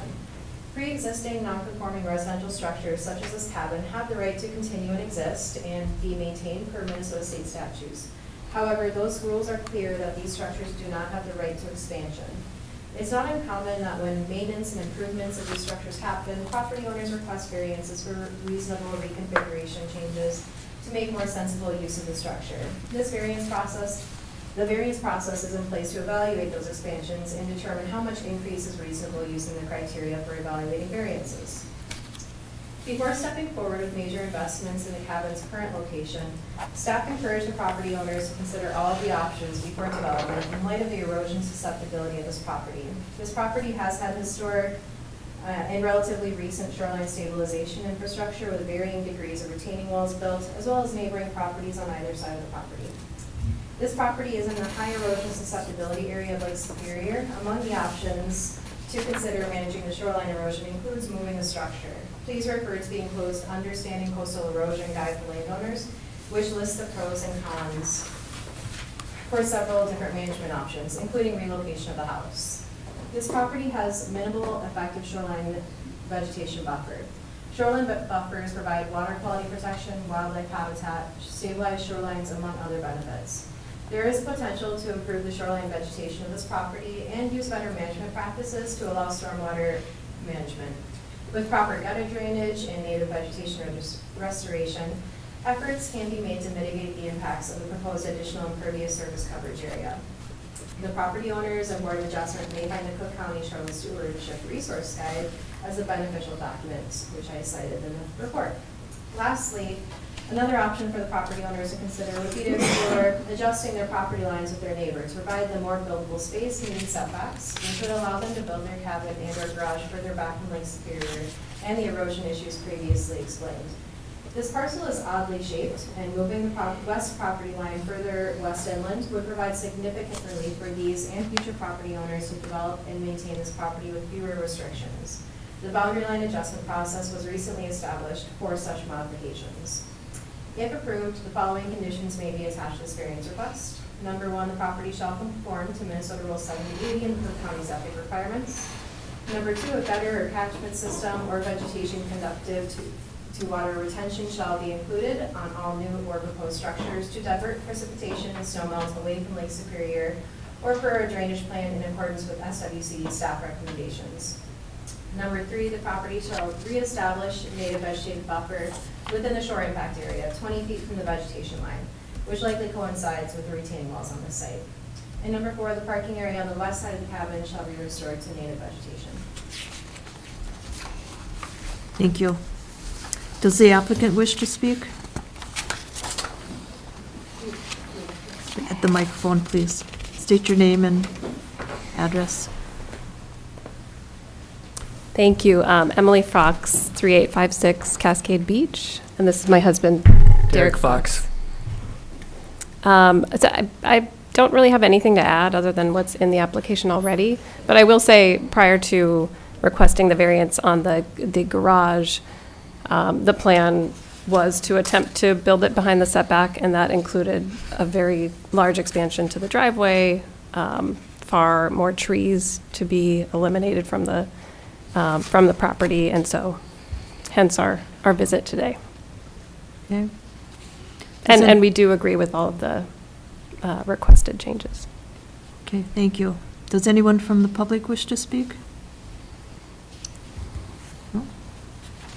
Okay, we'll close public comment. We'll start down here. Sure. I did do a site visit, given the proximity to the lake, especially with the other things on the docket. And yeah, a couple things from that visit that one clarification I got from the applicant, speaking about the ADU on the garage. Something we talked about, just the intended use of that ADU, whether that's a vacation rental or, additional residential. And the intention is not to have it be vacation rental, which I know is something we've done in the past with the condition, is basically limit its use as a vacation rental. And I think that would be appropriate in this case, given the value of that view and landscape, that it really honor the use that they have in mind for it. And because it transfers with ownership, that it be held to that.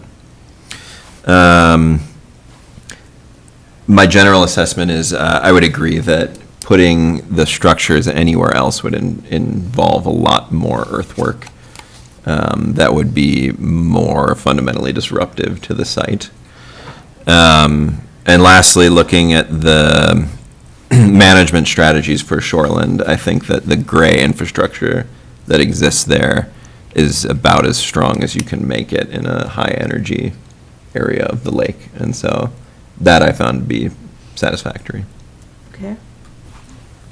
And Brad? I did a site visit and I saw the similar circumstances. I just stopped there just before this meeting, actually, is when I went through and walked back, saw where the woodshed would be. Have a similar steep slope going down to Caribou Lake where I live, and there's the vegetation's really important. So that would be a strong recommendation on that. And Charlie?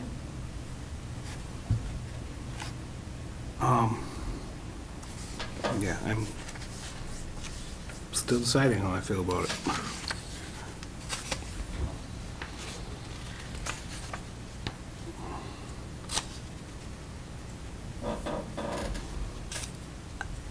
I visited the site this afternoon too, and the entire cabin is within the setback. And we're expanding the use of the cabin with a second-story addition.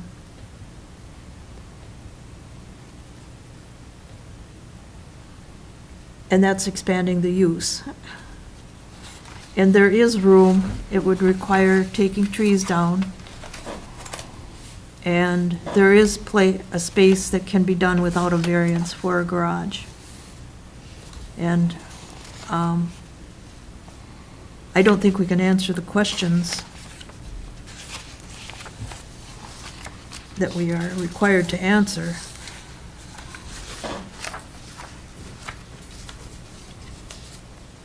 To grant the variance. Can I ask a clarification in terms of adding a second story? If the footprint stayed the same, would that require a variance? It would, okay. Anytime you're altering the outside envelope of the structure, that's an expansion. Okay.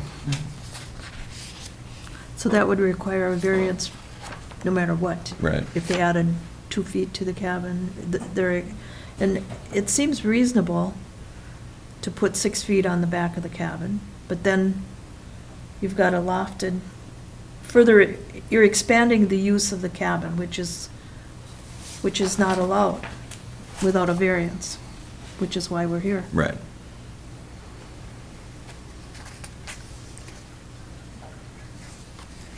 Although minimal impact to the footprint, so minimal Right. earthwork and Right. erosion. May I add something about the roof line as well?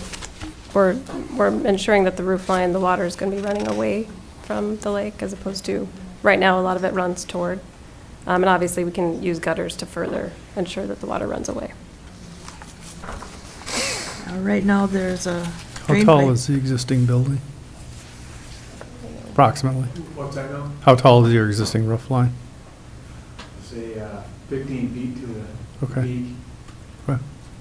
It's a 412 pitch, 612 pitch? Yes, It's just a regular roof, like a garage roof. Mhm.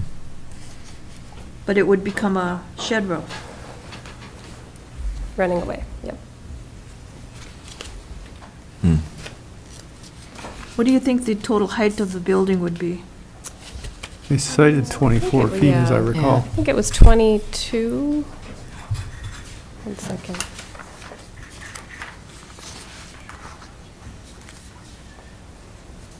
shows 23 and 7 3/4 inches. Surprised you can read that. So about 24 Eagle eyes. feet tall. Yeah. Are you going to have to redo the foundation? The foundation is strong. I think we'd have to add frost protection walls on the addition part to attach to the old foundation, but it's a good foundation. Good foundation.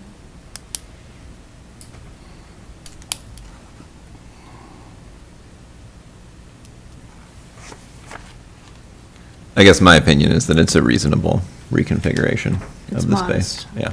It's not. We don't want, we kayak out there and we don't want to be able to see anything. So, where the trees currently are hides both of those structures more than if we took down, the other flat portion of the property and built it there. And the septic tanks, if you build a garage there, the septic tank and the propane tank are all going to have to be moved. Shifted, yes. Yes, back. Shifted, you dig them up and move them. Yes, they will have to be moved. Yeah, it's not just hike it over a bit. Yes, correct. They sit right now where the structure would be, Right, correct? because there's septic tanks there, Yep. holding tanks. Mm-hmm. It is currently permitted for 3 bedrooms, so it's permitted for larger than what we currently have, but it would have to be moved. Yeah, so you have 2 in the cabin? Yes. One up above? Sorry, two bathrooms? No, Or- two bedrooms in the cabin? 2 bedrooms currently. And then one up above now? So it would still be a 2-bedroom cabin. Okay. One up above, one below. And 1 bedroom in the garage addition? Correct. Bathroom in the garage? Correct. Okay.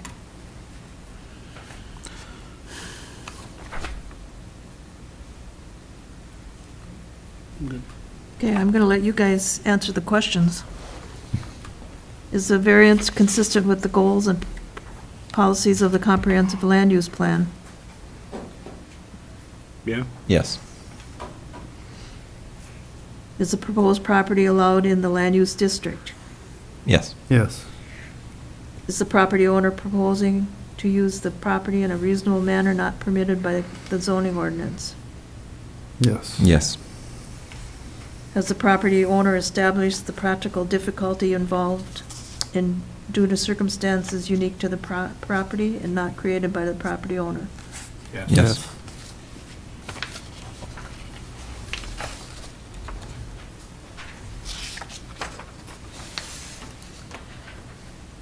Will approving the variance maintain the essential character of the locality? Yes. Yes. Has the property owner established the practical difficulty involves more than economic consideration alone? Yes. Yes. Okay. I would make a motion to approve with the 4 conditions as written. Is there a second?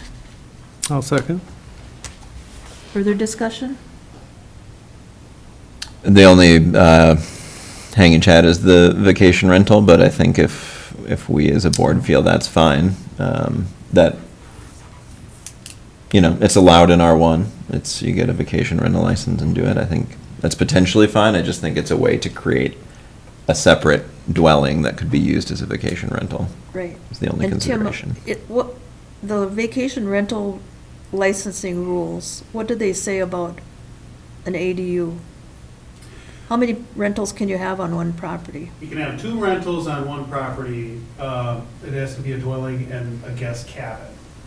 So is this a guest cabin with a garage under it, or is this a garage with the sleeping quarters over it? And you had indicated that they had voluntarily suggested that they would not be using it as vacation rental. So if you wanted to impose that as a condition, I would just recommend that you had them express to the board that, yes, they are okay with that as a condition. That would clear everything up. Yep. My only question with that is if we ever did, God forbid, have to sell the property, then new owners would have to attempt to get zoned for an additional rental above the garage, or how would that work? One, They would have, one there would have unit. to be a change in the variance. Okay, so it would be a possibility they'd have to go through. Okay. Mhm. I don't know if anybody's seen Jeremy Larson's work, but you don't necessarily want renters coming in and messing with what he builds. Okay. So it is our preference, and we would not want to Right. rent it. But things happen and circumstances change, and next, in a couple years down the road, you might have to sell, and the Mhm. next person might want 2 rentals. Okay. That being said, I don't think that's necessary, but I think it's something to bring up. I know it's something that we've discussed in other proposals where you're, building a structure close to the water that you would not normally be able to build, and that becomes a pretty prime piece of rental property because it was included in a variance under a different auspice, you know what I mean? Right. For my motion, I'd like to leave it as the 4 conditions as stated. I think I'd like to leave that determination on staff in the vacation rental Yeah, permitting process. that makes sense to me as well. Yeah. Okay. That's a So- bigger conversation that is. Motion's made, happening outside. seconded. Any further discussion? All in favor? Aye. Opposed? Same sign. Motion carried. Thank you so much. Oh, yeah, I know. I was going to say that, there's no pool. Is there a motion to, I would motion to adjourn. second? Second. All in favor? Aye. Aye. Opposed? Okay. Thanks for your work, everybody. A lot more work to do on that, We're not that done yet. Lutsen Resort thing. And Molly.